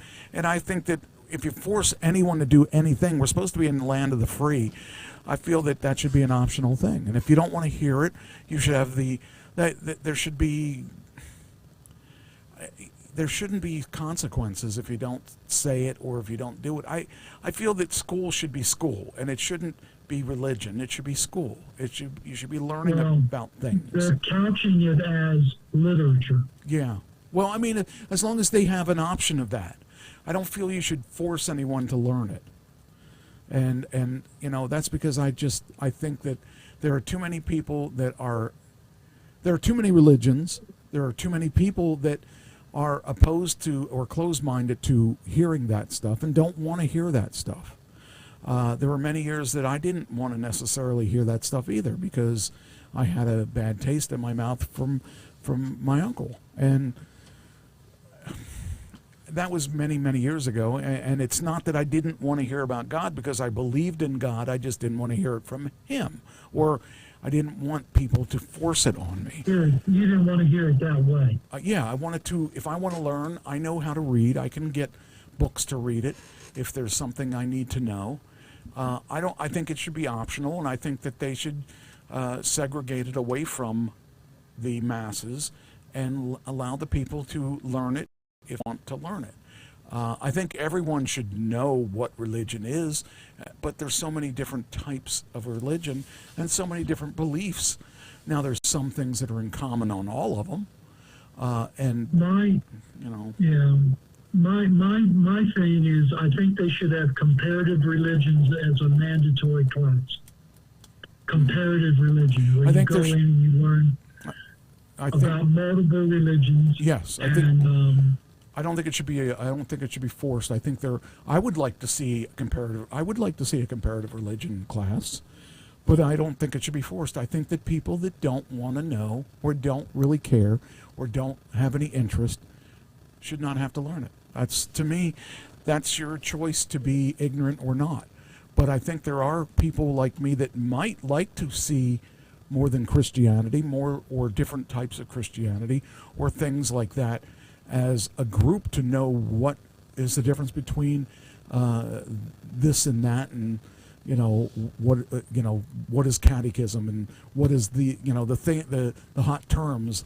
That would be kind of nice, but I don't think it should be anything we should be forced to watch or learn or endure. Those that are curious will go to it naturally, and even if their parents are opposed to it, if the child is interested in it, they'll go to it. So I think that should be a total option, and it should not be. That's not like mathematics. You need to know math. You need to know English or whatever your language is. There's certain things you do need to know in this world to get through this world. You need to learn how to read. There are certain things you do need, and that's what school's for. But I don't think that making a thing like some faith of some sort a requirement to learn, I don't think that you shouldn't do that. I don't think if the person wants to learn it, they're going to learn it. Well, here's the problem. If they do, like I'm preaching on King David right now, and if they did First Solomon as traditional literature like Charlotte's Web or Great Expectations. See, that shouldn't be either. That's fine. But what happens if you're a Muslim? Wouldn't you want to read the Quran? How can we subject a Muslim to Christianity but not Islam to a Christian? You shouldn't have to go either way. Correct. That's why I'm so conflicted by it, because I don't believe it should be forced. Right. I don't think that should be forced. I don't think any of those should be forced. The things that should be forced are math, reading, some science. We have enough trouble in this country getting kids to know basic math. That's right. And basic reading. Mm-hmm. I agree with that. So those are. I was just saying. So you and I basically are in agreement. I think so. And lastly, Americans are going more conservative on sex, gambling, and divorce. The numbers against non-traditional relationships is becoming more conservative. Against gambling, it's becoming more conservative, and anti-divorce is becoming more conservative. I think that when it was created, when marriage and all that was created, it was long term, and but it was also different. It was like the man was the master and the woman was the slave. Things have all changed since then. Women are allowed to vote. Women are allowed to have opinions. They weren't allowed to think about this. This is. I was thinking about this the other day. In the mid '90s, I remember when a man was being sued by his wife for rape, and before that, that was like, what? How could he rape his wife? And just then, it hit me that he could.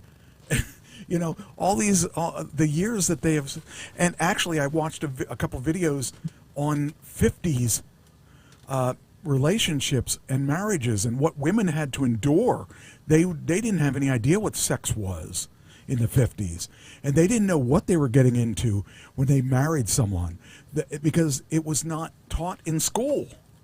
They had no idea. It was a total crapshoot on what they were getting, and they didn't know. You know, they would go to a room and they had never been naked in front of anybody. That, you know, all that stuff was just in the 50s. That was not that long ago, and the 90s were not that long ago. But they've got their freedom around the 90s when they finally made a point that they can be raped by their husband or boyfriend or whatever, because, you know, and it's funny because I was totally like, how dare she do that? And I sat back and thought about it. I thought, well, wait a minute. Yeah, okay, I get it. But, you know, as guys, we wouldn't get that. That's not something that we would even think about. But it is something that happens. So the world is changing, and it's a lot different than it was back in BC. even even in the 20s, 30s, 50s. But, you know, that was all. You know, we're just growing up as a species. You know, it makes sense. But it didn't make sense because of the world around us. The world preached this, whatever this was, and I'm not saying preach as in a religion, but we were taught things that were a lot different than the way they really are. And in the 50s, guys could beat their wives. You know, think about that. And the woman couldn't do anything about it. But now, you can't even look at her wrong without being sued. So, that's right. You know, the thing is, the world's changed, and the world, you got to change with the world. But it took a long time for the world to change for the right way. For the women that got beat in the 50s and 60s, 70s, 80s, you know, you weren't even allowed to talk about it. You know, you thought as a woman, you thought all women were treated that way, and they probably were, or the majority of them probably were. But they didn't believe in divorce. You know, this is all things that, you know, we are not as socially together as we should be, and we're just now, you know, when we're talking about this stuff is so new. And you think, well, okay, that happened back in the 50s. Yeah, that is only the 50s. So that's not really that long when you think how old our country is. And it took us just the past 30 years to catch up to what it should be, or what it should. Who would have thought that a woman would run for president? Yeah. So, you know, the thing is, we are not as far along as we should be. And so I believe that, you know, we're getting there, but we're not there yet. And think about even gay people. Think about gay people. They weren't even allowed to say they were gay. No, they were beaten, and in the 20s they were beaten and jailed. In the 20s, talk about in the 70s, in the 80s, yep. You know. Well, they came out. The sexual revolution kind of helped the gays a little bit. But even then, even in the 80s, you would have been beaten. You can't really talk about that stuff back then. Now, even in the past, probably, I'd say in the last 20 years, maybe, we've been a lot more open to that stuff. So it's been a long time that they had to suffer along with our other issues that we had as a human being, as a species. We were not very good with the species. Like I said, nowadays we're a lot more even, but we're still not where we need to be yet. We still have a lot of things that we don't, that as a group of people, we still don't treat people correctly. And I'm probably not even with the people as I should be. I think I'm very forward in what I am, but I feel that there's things that I don't totally understand, that I probably am wrong in what I believe as well. Still, even as open as I am. So, and there's things I'm closed-minded on as well as, and there's things you're closed-minded on. We just got to take it a step at a time and hope that the people that come after us become better than we are. That's all we can do, is we can just do better than our ancestors did, and hope that our predecessors or our whatever they are, our people after us are better than us. That's all we can do. I mean, look at the kids of today too. The kids of today are a lot more open-minded than we are. And some of them are becoming more conservative on these issues. Yeah. And I think it all comes down to the pendulum has swung too far, like in gambling. It's now you can gamble on sports, and we're seeing the detrimental aspects of placing athletes in a position where they can make more money by gambling on their game than they can from their salary. Maybe, yeah, that could be. We're still developing as a species, and divorce is too easy to get. I think a lot of people believe it's just too easy to divorce today. Well, that's good, though. I think that's good. I think that if you make it difficult, then women are stuck in marriages that they can't get out of for whatever reason. Well, I agree with that, Mike. You're not going to get an argument out of me on that one. But I'm just saying, I just know that if my wife wasn't who she was, I wouldn't have made it in marriage. I get that, and that's probably true with me and my situations from everywhere I've been. I've made a lot of bad decisions, but I can admit that they are my decisions, and no one forced me to make that decision. And there are some marriages where people didn't break up and they should have. There's, whatever reason it was, they didn't. And, the thing is, nowadays, if you make a mistake, there's a way out. So I think that it's important that it continues to grow in the right direction. I don't know what that direction is, but it needs to continue to grow so that everyone can learn from our mistakes and hopefully be better. The people after us are going to be better than us. Yeah. That's what I got, Mike. It's all yours. Okay. Well, that was a lot of good stuff. Let's see what I got here. Okay, we talked about that, so I can delete that. We talked about that. Okay, I can get rid of that. Let's see what else I have of this. That's done. You talked about that, so I'm going to take that out too. Okay, then do you know about the John Bolton stuff? Yes. Do you want to talk about that? He pled guilty to taking classified information. I forget how many counts. 18 counts. From his He took it to write his book. He took 18 counts for a 17-month tenure, so that's one count almost per month. Yeah. So but he took it to write his book. He made copies, or he took notes, or he did something with classified information for his book. Yeah. And you're not supposed to do that. And he'll pay up to $2.25 million and faces up to 60 months in prison when he's sentenced on October 28th. They'll probably get the fine and maybe not even a prison sentence. Yeah. You kind of touched on this one. Lebanon and Israel signed an agreement for a framework agreement for the partial withdrawal of Israeli forces from Lebanon. Yes. So I think you talked about that. Okay, so let's see. Is there anything else? And rest of this stuff, it says, okay, you talked about that. Okay, so I can get rid of all that too. Okay, good. And let's see, did I have anything for, let me see here. Gotta see if guess I didn't have anything for Elon this week. Okay, so we're done with Elon. Yeah, I found nothing for Elon this week. Elon's been quiet. He's been working, trying to make his empire bigger and better and all that stuff.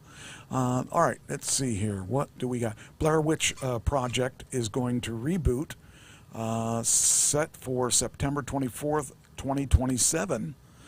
That was an interesting. Do you remember when that first came out? Everyone wasn't sure, is that real or is that not real? And it was controversial. Then they came out with the second one, and that was, it was okay.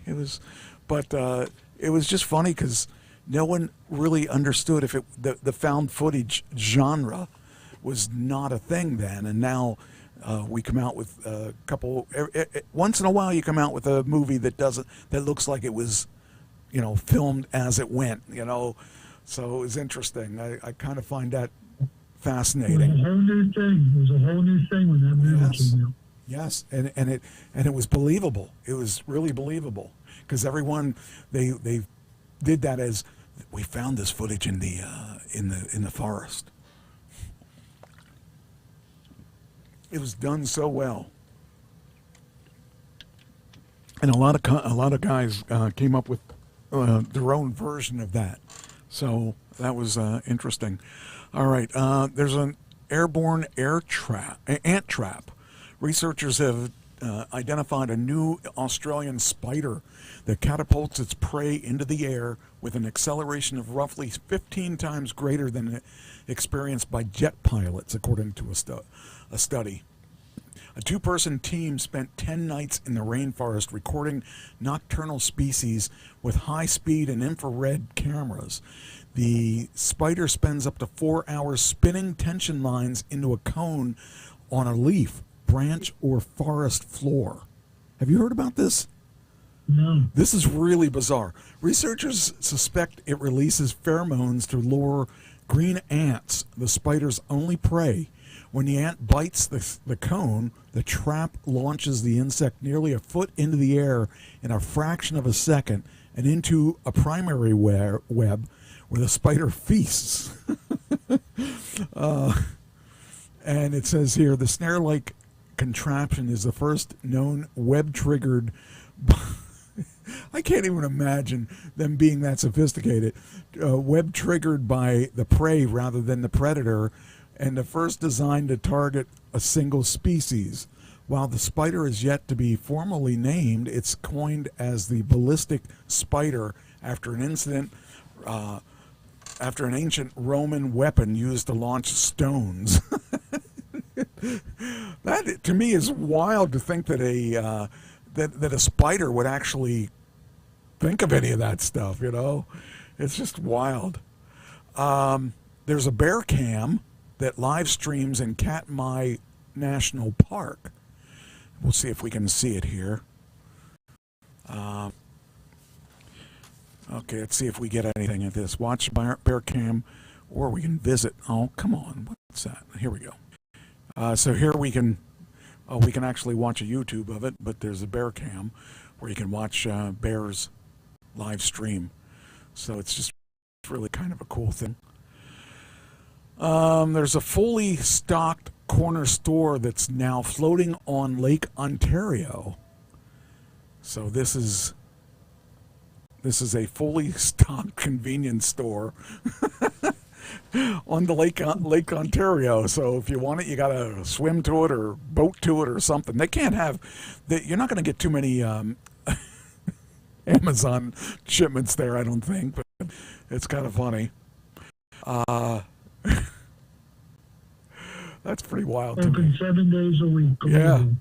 it's a global. Yes, it's pretty wild. Let's see what else I got here. Those are healthcare fraud sweep. Justice Department has charged 455 defendants across 45 states and U.S. territories in a $6.5 billion healthcare fraud crackdown, which officials claim as described as the largest coordinated enforcement action in its history and the second largest amount ever charged to a single operation behind last year's $14.6 billion operation. Authorities say these schemes are targeted.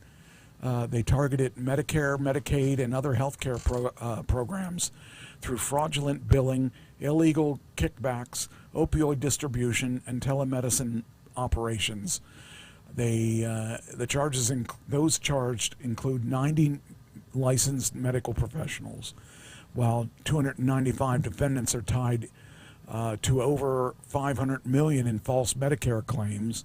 Investigators also seized more than $127 million in cash vehicles, jewelry, and other assets tied to alleged fraud. The 2-week crackdown comes amid the Trump administration's anti-fraud push, with expanded data sharing efforts across agencies. So, yeah, it's apparently a pretty big healthcare fraud thing. Well, the government's focusing in on fraud, which I like. Yeah, yeah. There's taverns. America's oldest taverns are still very much in business. I think there's one. I think one of these is near you. I was looking at this. Here's the oldest taverns in America. That's in Connecticut. Wait a minute here. Black Horse. That's in New Jersey. That one goes back to 1742. It's a. I just can't even imagine one lasting that long. And here's what it looks like inside. Then there's the Warren Tavern in Charleston, Massachusetts. That's from 1775. Oh no! It says the military. It says Warren summoned Paul Revere and William Dowles for their famous messenger rides to Lexington in the evening of 1775. Warren fought as a volunteer soldier in the Battle of Bunker Hill, where he was shot in 1775. So the tavern came around in 1780 as one of the first buildings constructed after Charlestown was burnt down by British forces. Griswold Inn in Connecticut goes back to it's been in operation back to 1776. A lot of people were drinking back then. It was purchased That's all there was to do at night, Mike, was go to the tavern and drink. That's right. Purchased by the Paul family in 1995, also referred to as the Grizz. So that's right there in the corner. Then we got Francis Town in New York, Tavern. I'm sorry, Francis Tavern. Francis Tavern, considered to be Manhattan's oldest building. Francis Tavern is both a restaurant and museum with exhibitions relating to the culture and history of colonial America. Does it say? Yeah, in 1762, founded by tavern keeper Samuel Francis. So, yeah. Then there's White Horse Tavern in Newport, Rhode Island. The moniker, the oldest operating restaurant in the U.S., built in 1652. It was acquired by William Mays Sr. and converted into a tavern in 1673. Colonial Williamsburg, Virginia. I know I've gone to Williamsburg a couple times, and it's really kind of an experience. Living History Museum, private foundation, transports visitors back to the 18th century, which is the Williamsburg, which was the capital of Virginia, from 1705 to 1780. Christiana Campbell's Tavern. It's named for the real-life daughter of the tavern-keeping family who, upon the death of her husband, moved back to Williamsburg to open a tavern in one of the. In those days, a widow was legally permitted to own property. I didn't think they were allowed way back then. That's interesting. So there it is. Then we got, here's one in Philadelphia. It's called A Man Full of Trouble. I'm going to have to go down there, see what that's like. Account of early Philadelphia cites that the tavern's originally name was The Man Loaded with Mischief, whose sign was a man carrying a wife on his back. Remember what I told you about women way back then? You didn't have a whole lot of choices. There are 2 occupants in this circa 1759 establishment in Philly in the Social Society Hill, one of the oldest buildings and surviving colonial tavern. Let's see here. Then I'm pretty sure there was one. Oh, Middletown Tavern in Annapolis, Maryland, 1750. I could have sworn there was one in. Oh, there wasn't one in your area. I thought there was one. It must have been. I was thinking of. Must have been Christine's. But yeah, that was kind of interesting. But it's funny to see these taverns from 1700s still around. Gus, the $20 million T-Rex is going up for auction. Can you imagine $20 million for a T-Rex? Hold on here. There we go. Expect to pay the big to get your hands on Gus. That is a big. How would you transport that? Bone by bone, yes. Couple leg bones on one truck. They better mark them. Yeah, you better, or else he's going to have long arms and short feet. It's funny because I like to. There's that Shipping Wars. Did you ever watch that Shipping Wars? Yes, I know what you're talking about. Yeah, they get weird things like this that they have to transport, and they have to transport it so it doesn't break or whatever. It's just funny, but that's pretty darn big. I don't know how you would transport that. So I just thought that was kind of cool. Found that. Then there's going to be a Shrek spinoff coming up. Has a 2028 release date. It's called Donkey. And obviously it's going to be the Eddie Murphy Donkey.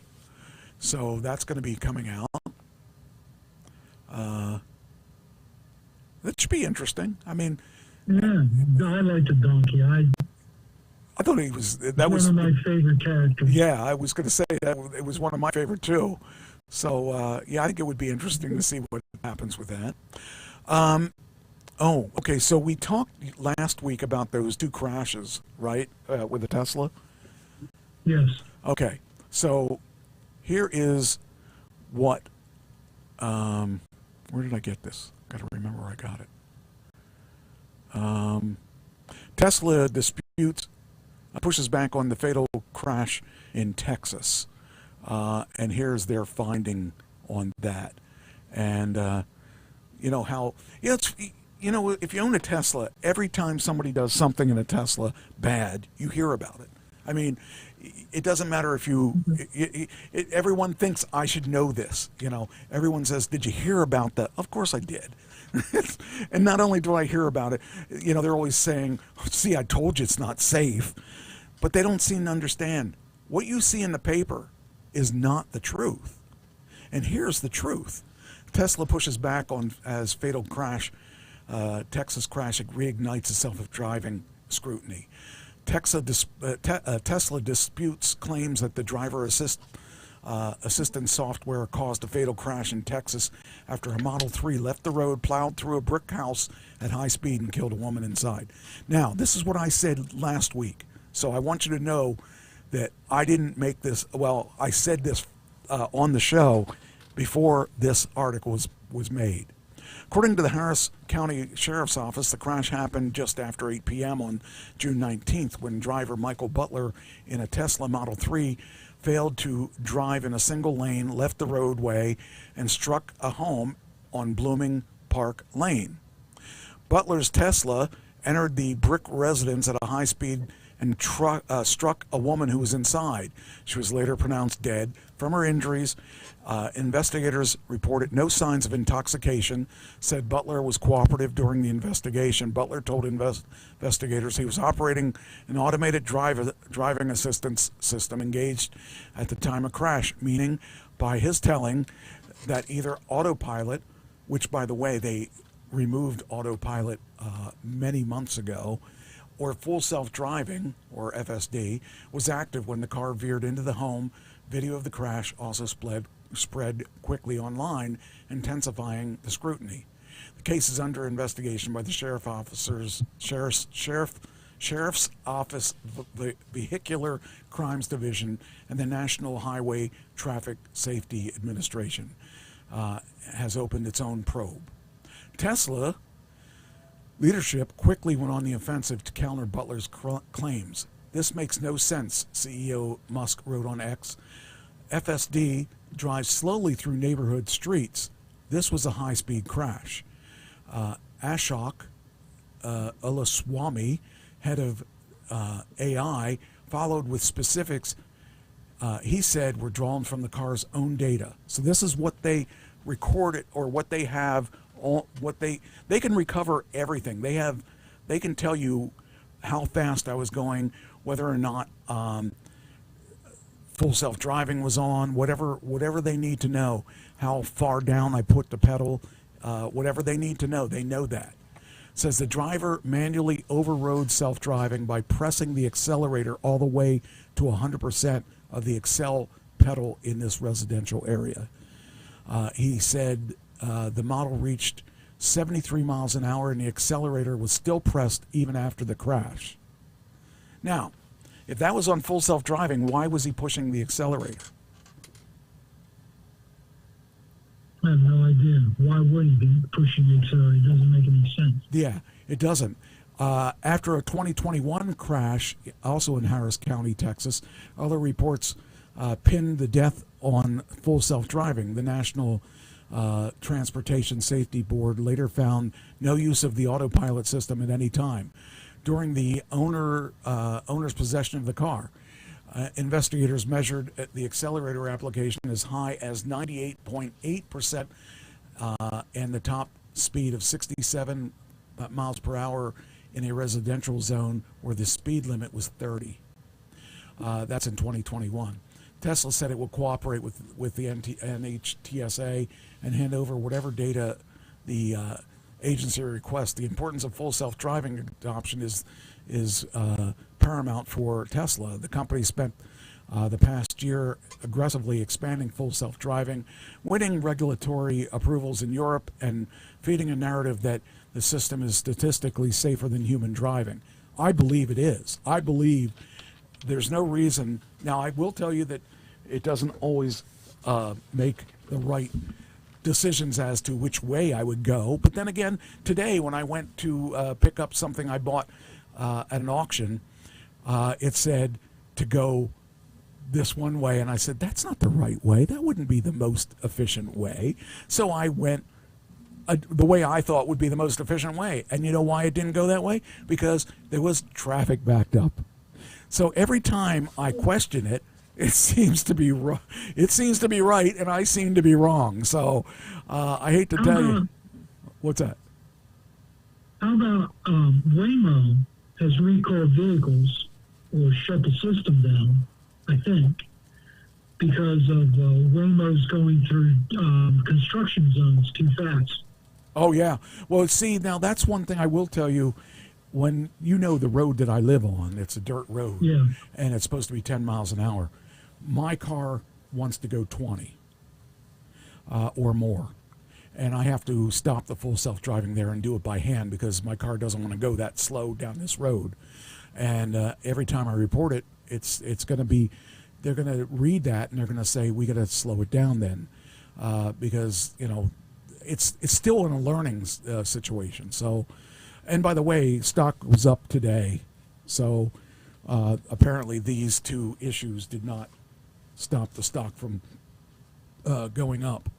So, but anyway, you know what they're saying is that the guy said he used full self-driving, but it was not engaged.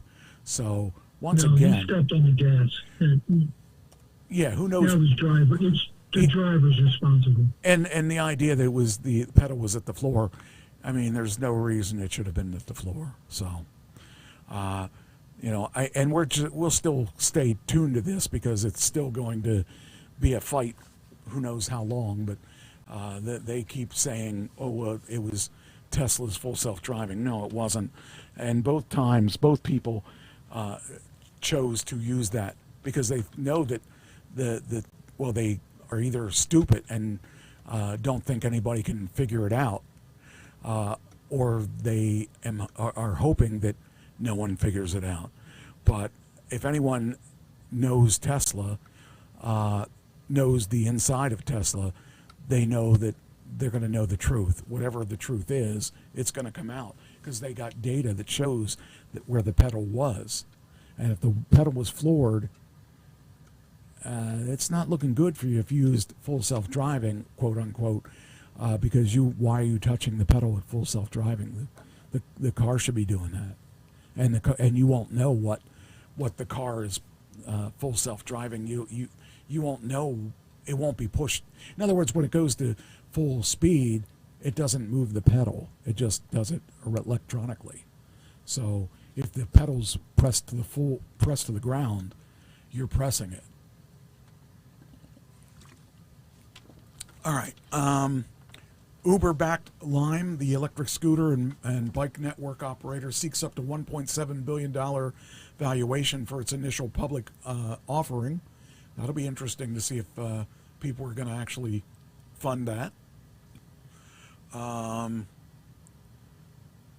Let's see. The UK joins the growing movement of countries seeking to ban children from social media.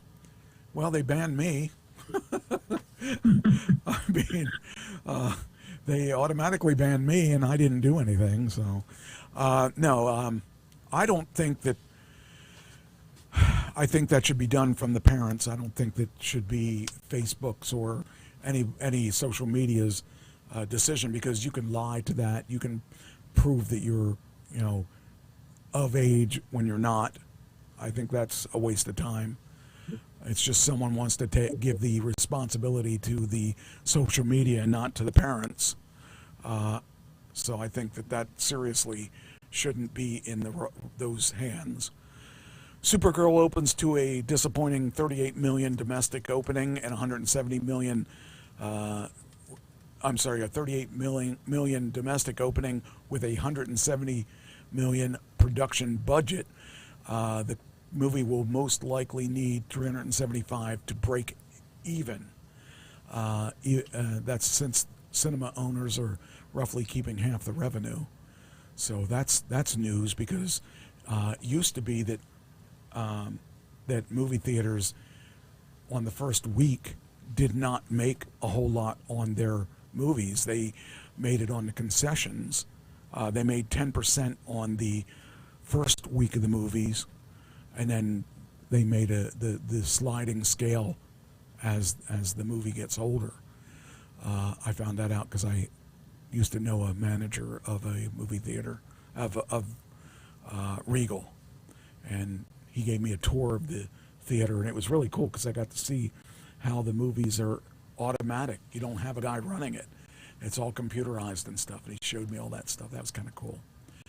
Vanilla Ice, believe it or not, is in the news again. I didn't even know he was still around. He was supposed to be performing at the Freedom 250 concert, but that was canceled due to the threat of inclement weather. So here's a list of other. Let me see who the other acts are. See if maybe Elvis is on that list. Okay, let's see who these other people are. Oh, geez. I hate when this does this.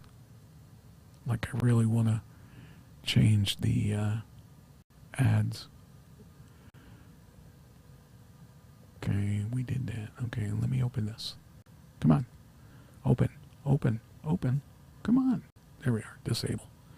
Okay, let's see who the ads, see who the other people were. Holy cow. I thought Vanilli was dead already. Aren't they dead?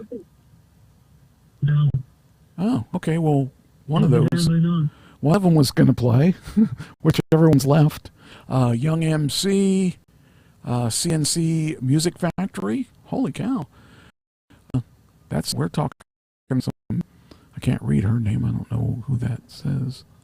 Vanilla Ice, the Commodores, Brett Michaels, Flo Rida, and Morris Day in the Time. I thought Morris Day was gone too.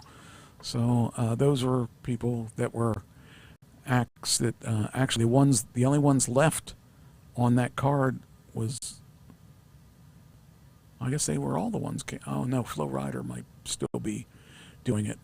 So yeah, artists drop out of the Freedom 2000 or the DC Freedom 250 Festival over reported political ties. So yeah, they didn't like they got in trouble because they were going to do something with Trump's money or affiliated. Oh, with okay, Trump. that's what it is. Okay, okay, there it is. Martina McBride is the one I couldn't figure out who it was. Okay, well, because Morris Day was among the first artists to withdraw. It was for the Great American State Fair. That's funny. I can't even imagine. Those guys had like 1 or 2 hits back in the day. And it's just amazing that they were still together. I like them guys, though. They were one of Prince's people. Consumers, okay, this past week was Prime Day. How much do you think people spent for Prime Day? I have no idea, Michael, but I just know everybody was buying stuff. $26.4 billion for 3 days. $26.4 billion. Yeah. It's amazing. You know what their most And profitable... Amazon cleaned up. Yes, they did, because Amazon is tough to deal with. I know because the company I worked for had a relationship with Amazon, and Amazon is really just a hub. I mean, they have their own products, but they're a hub for resellers. And the deal is that the resellers cannot sell cheaper than Amazon. What they sell on Amazon. So not only can't they be cheaper, they also cannot. Let's see, when they have to be, they can't be cheaper, and they have to pay a commission to Amazon, and it's really, I mean, Amazon makes a killing on them. So that's what I got to say about that. But you cannot not be on Amazon because nobody goes any other place. It's kind of like being on Facebook. Oh, I'm sorry, I can't speak for that because I'm not on it. Fucker. I hate Facebook. I really hate them because they did this to me again. Anyway, you know those tiny little plastic tables they put in your pizza? Yeah. You know what they're for, right? To keep the lid off the... Yeah. Well, there was an article on that, believe it or not. Somebody actually wrote an article on what those are, those little plastic tables. So I just thought it was funny that people didn't know what they're for, you know? Yeah, there's an article on why they're there. And they've actually been around for quite a while. And I didn't, I never really thought about it other than, knowing that it's there and whatever, that it's there to keep the box from collapsing on your pizza. So I guess it's not going to, it did come up. Okay. That one, that little table there right there. So it's to keep your pepperonis apart from the pizza. I'm touching it apart from the cardboard. That's right. So I just think it's funny because, has an article there on that. I never thought, well, do we really need that? But they actually, 1983, they applied for a patent for a new invention, a tiny 3-pronged plastic table that could sit in the center of the box. Could you imagine how much money they made off those little plastic tables? Oh, they're set for life. Oh, man. Let's see here. All right, here's some more stuff. Wait a minute. Let me see what else. Which way should I go? I got stuff on both sides. These. This is interesting. I seem to spend some time on this site, but there's a reason for it. They have some pretty interesting things. Okay, you gonna make me sign in again? Come on. I just was here. Can't you remember? Come on. Oh, there it is. There we are. Isolated islands that are strictly forbidden, and why? So, Love Trio. Wait, no, that's not it. Where's that? Everyone loves an escape island, but are a handful of land masses scattered across 7 seas that don't offer the chance for a getaway. And no, it's not because they're exclusive, invite-only resorts. It's because of other reasons. So, here we go. Bouvet Island in Norway. Ooh, it looks beautiful, but it looks cold to me. I wouldn't want to go there. I don't need cold. Let's see. Can we make this smaller? Okay. Snowy peaks, slushy waves aren't typically what comes in mind when you hear island. This sub-Antarctic landmass is as isolated as they come. Located deep in the South Atlantic, around 1,000 miles from the nearest land. Bouvet Island is widely considered the most remote place on Earth, covered in glacier and formed from a shield volcano. It lacks all the usual creature comforts. There's no electricity, no airport, and certainly no harbor. It's just churning icy waters that make landing a boat almost impossible. Why would you want to go there? You can get to see seals, penguins, seabirds. But I mean, really, I don't understand why people go to certain places like this. Then there's North Sentinel Island in India. That kind of looks nice. You may not have heard of Andaman and Nicobar Islands in India, but you're most likely familiar with the troubling tale of the American who tried to introduce Coke to an isolated Sentinelese tribe. The reason that he attempted the act was so problematic because of how far removed from the scene of the crime North Sentinel Island really is. And we don't mean in literal sense. It's about 20 to 30 miles from nearby tourist hubs like Port Blair and Wandor. The real isolation stems from how long these Sentinel people have been cut off from society. Almost 60,000 years. That's before Christ, right? Yeah. Yeah, that's a long time to, do you ever wonder if these people even know anything about anything outside their island? Probably not. I mean, they don't get newspapers or anything. They don't get cable. It says that's why the island's off limits. It's not just a choice, it's survival. The Indian government has banned anyone from visiting to protect both the Sentinelese and outsiders. Here's one in Hawaii. Ooh, that looks really beautiful.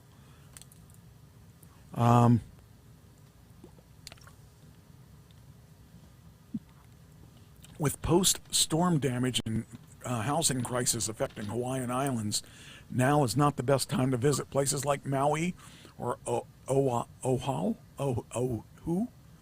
I guess it's Oahu. But then again, it's always been the case for their neighbors in Niihau, most commonly known as the Forbidden Island of Hawaii. It's close to Kawa. I can't even pronounce that stuff. It's got too many vowels. With the much warmer nickname the Garden Isle, you can see its silhouette from a boat tour off the Na Pali coast. You won't be able to find a single tourist on its shores. That's a shame because that's a beautiful island. Access is reserved for residents, invited guests, and the island's owners, the Robbins. What? It's really the Robinsons? The Robinsons family. A boundary influenced not by cultural taboo, but protection and a promise. The Robinsons purchased it in 1860s. They pledged to keep the island secluded, prioritizing the preservation of traditional Hawaiian life over outside influence. That means no resorts, no outsiders, no tours, just nature and a few feral pigs. Okay. Snake Island in Brazil. I've heard about this place. Did you ever hear about this place? No. This is scary. Remote doesn't always signify danger, but snake sure does, translating to Snake Island in English. Brazil's Ilha de Queimada Grande is one place on the list you'll be relieved is off limits. Located about 90 miles off the coast of San Paulo, this island is home to one of the highest concentration of venomous snakes on the planet, including the infamous gold lancehead viper. Here, the snakes call the shots. The Brazilian government keeps the island under lock and key, requiring a special permit and a doctor in tow for a few researchers allowed to set foot on its shores. It's got to be a cool place, though. I mean, other than the snakes, it's got to be a pretty neat place, just because it's not inhabited and it doesn't have any, anything like Republicans or Democrats or people. Then there's North Brother Island in New York. Now this, I'm really kind of surprised that it's uninhabited, or I should say off limits. Manhattan isn't the only island in New York. Right in the East River is an eerie, abandoned mass of land that once served as a hospital for quarantinable diseases from the 1880s to the mid-20th century. North Brother Island, today you'll find brothers, sisters.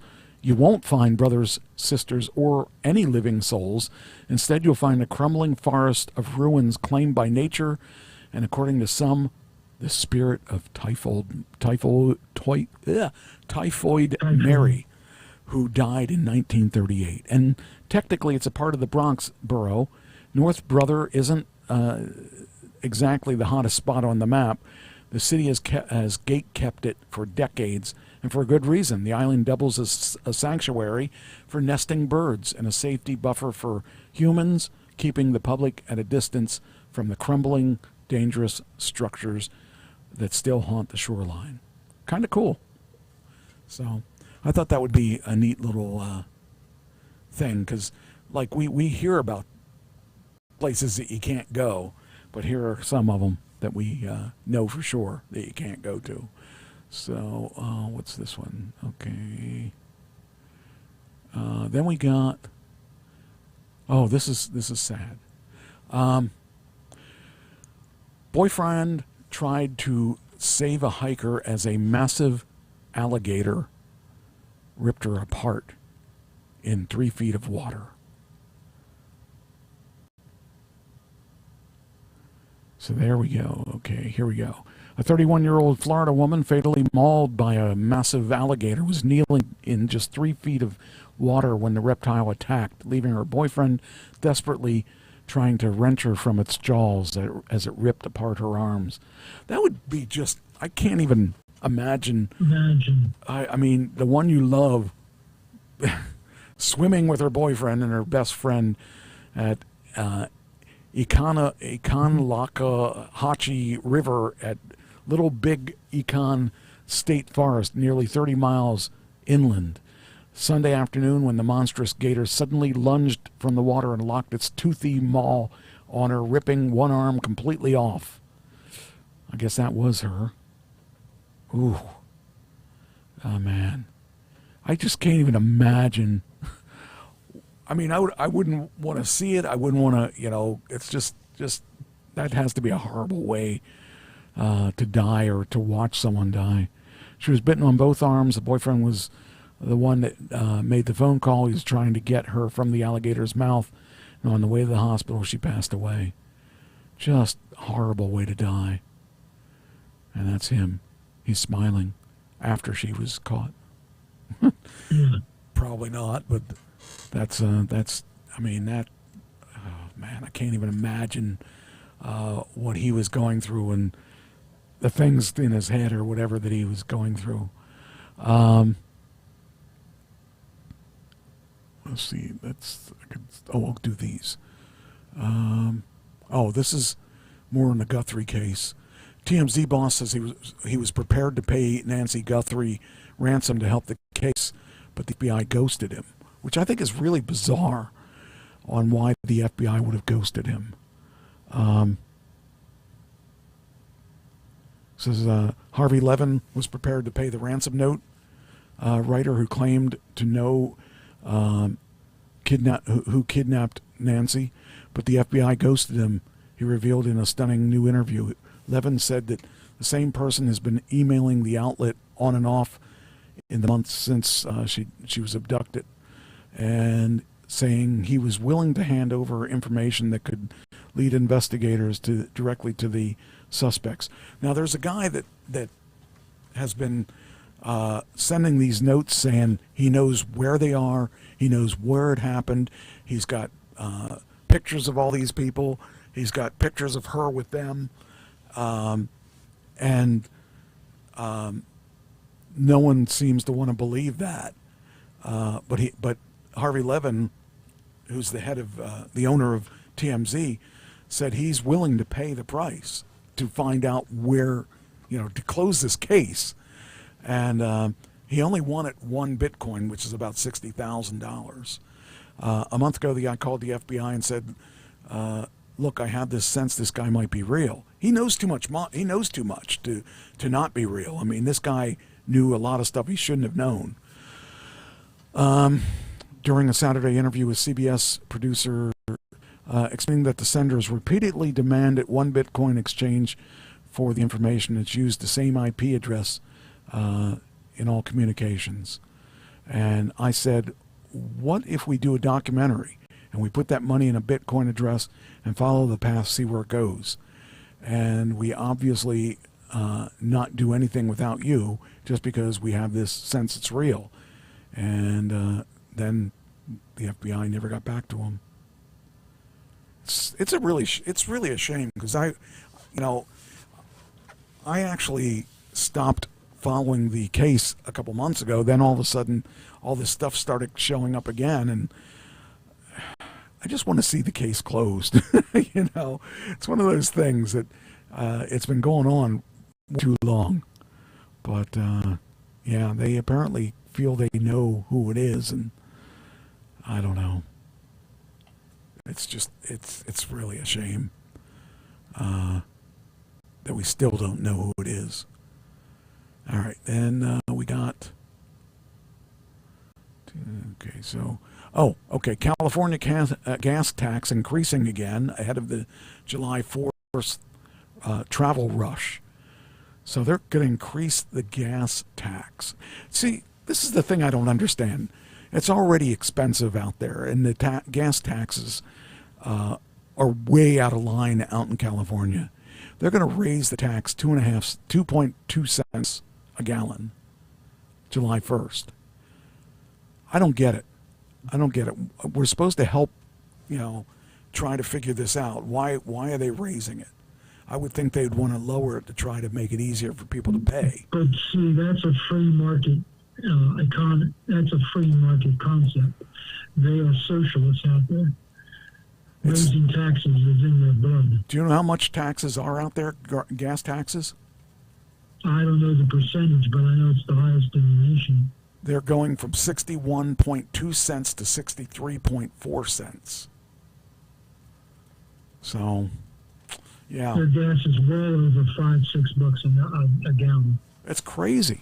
It's crazy. What is it, 5.433 per gallon?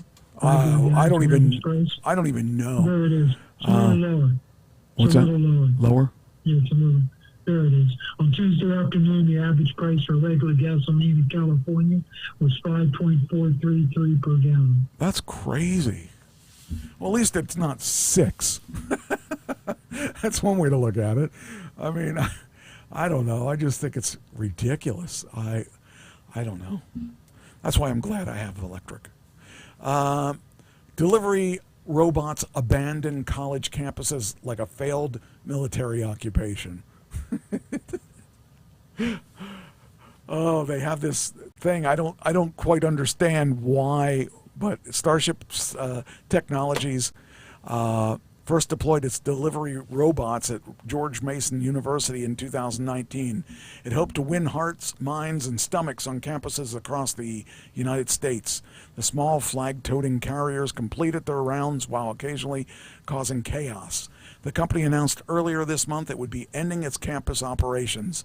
Starship was offering deliveries at over 60 campuses. The startup stated that a 1,200 robot fleet will be deployed to cities, redeployed to cities. So, yeah, poor little guy just wanted to deliver food to people. I guess it's where's it at? Where's it at? I don't even see it. It's being run over by a train. Is it? Oh my gosh! What? Oh yeah, there it is. Oh my gosh. Oops. Well, that didn't have full self-driving. It caught fire and everything. Holy cow. Oh man.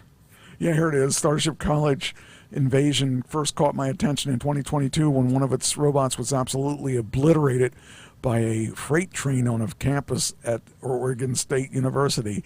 The footage of the incident was so startling that I couldn't help but burst out laughing. Despite clogging sidewalks and blocking intersections, Starship is spinning the withdrawal as the company shifting its strategic focus after campuses essentially as testing ranges. So that's a...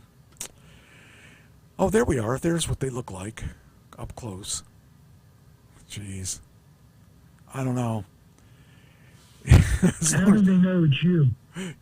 I don't know, but they better keep away from train tracks. So that apparently was not a good thing for them. That's crazy. We got drivers. Oh, so you remember I said last week about they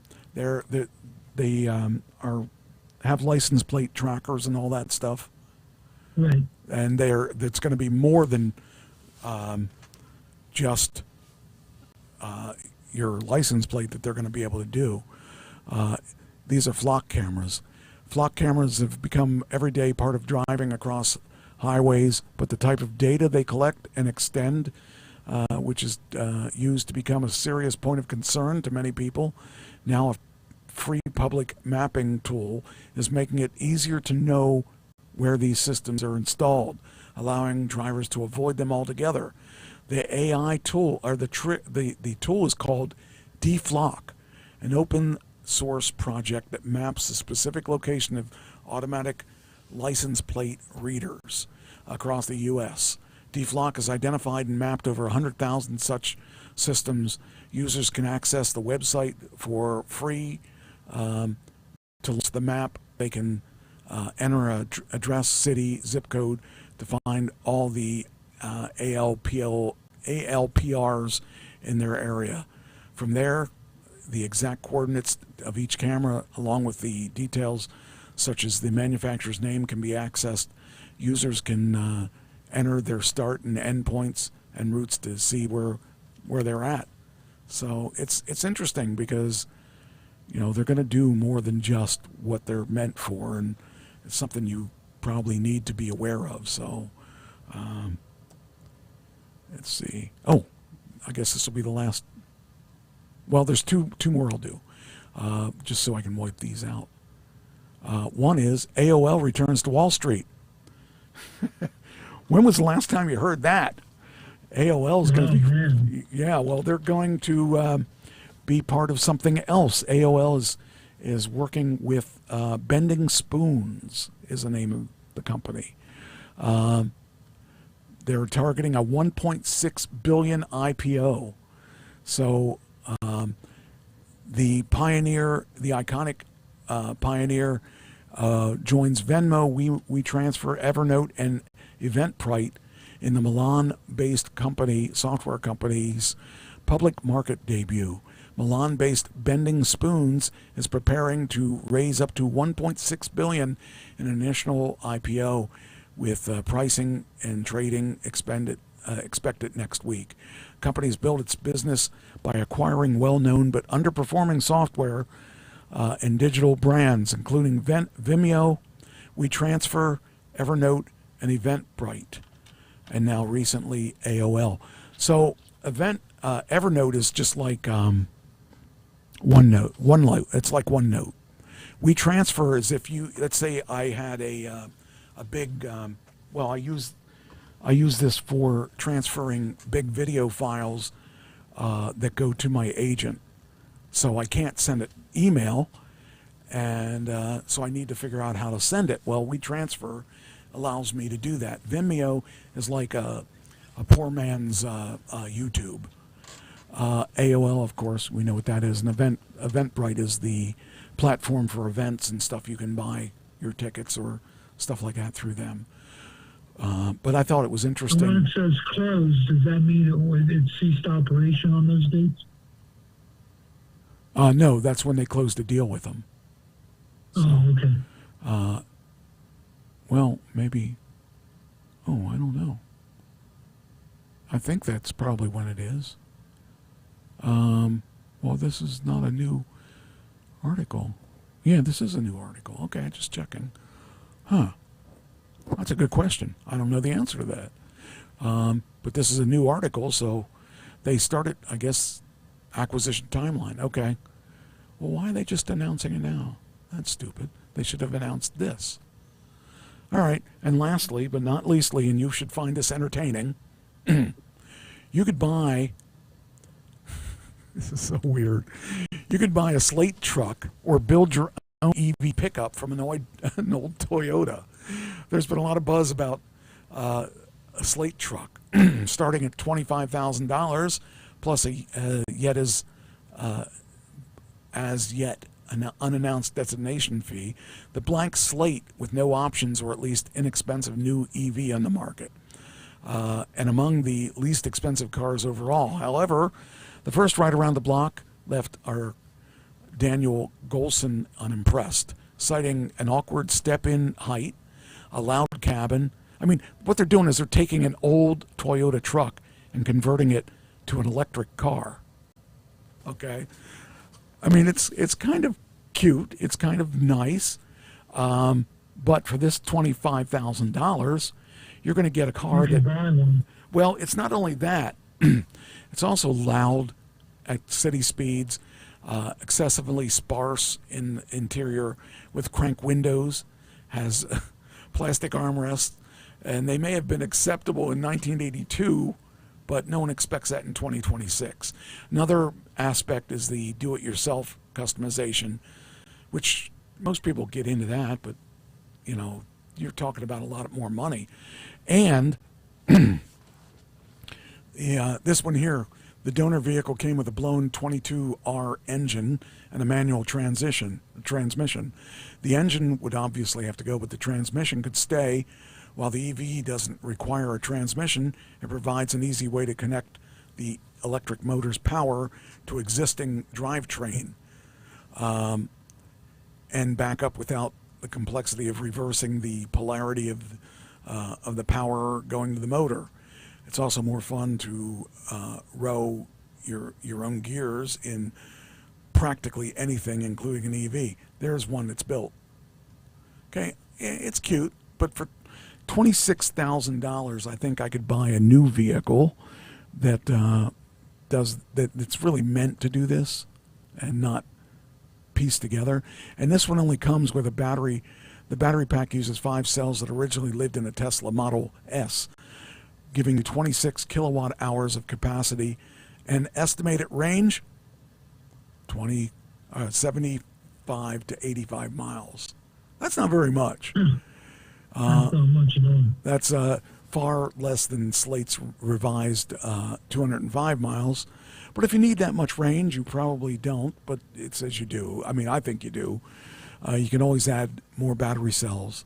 And and they have the battery connector. It says, I love the battery pack has unleaded fuel only handwritten on the outside, and that you plug into a socket located under the original fuel filter to charge.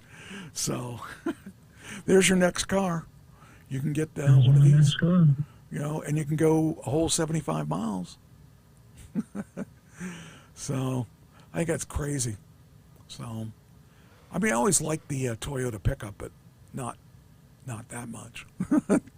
Because for that money, you could definitely buy, like you said, pretty much a newer one, a newer EV, one that has the bells and whistles of air conditioning and full power and all that.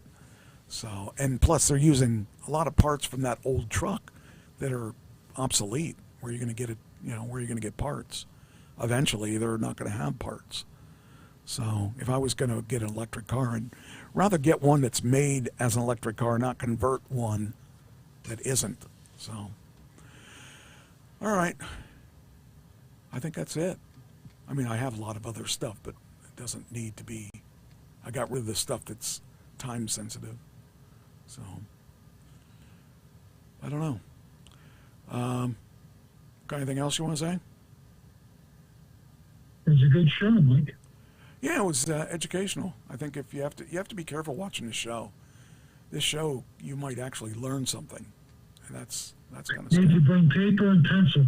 Paper and pen. That's it. We're gonna teach you something. So you got to be careful watching the show.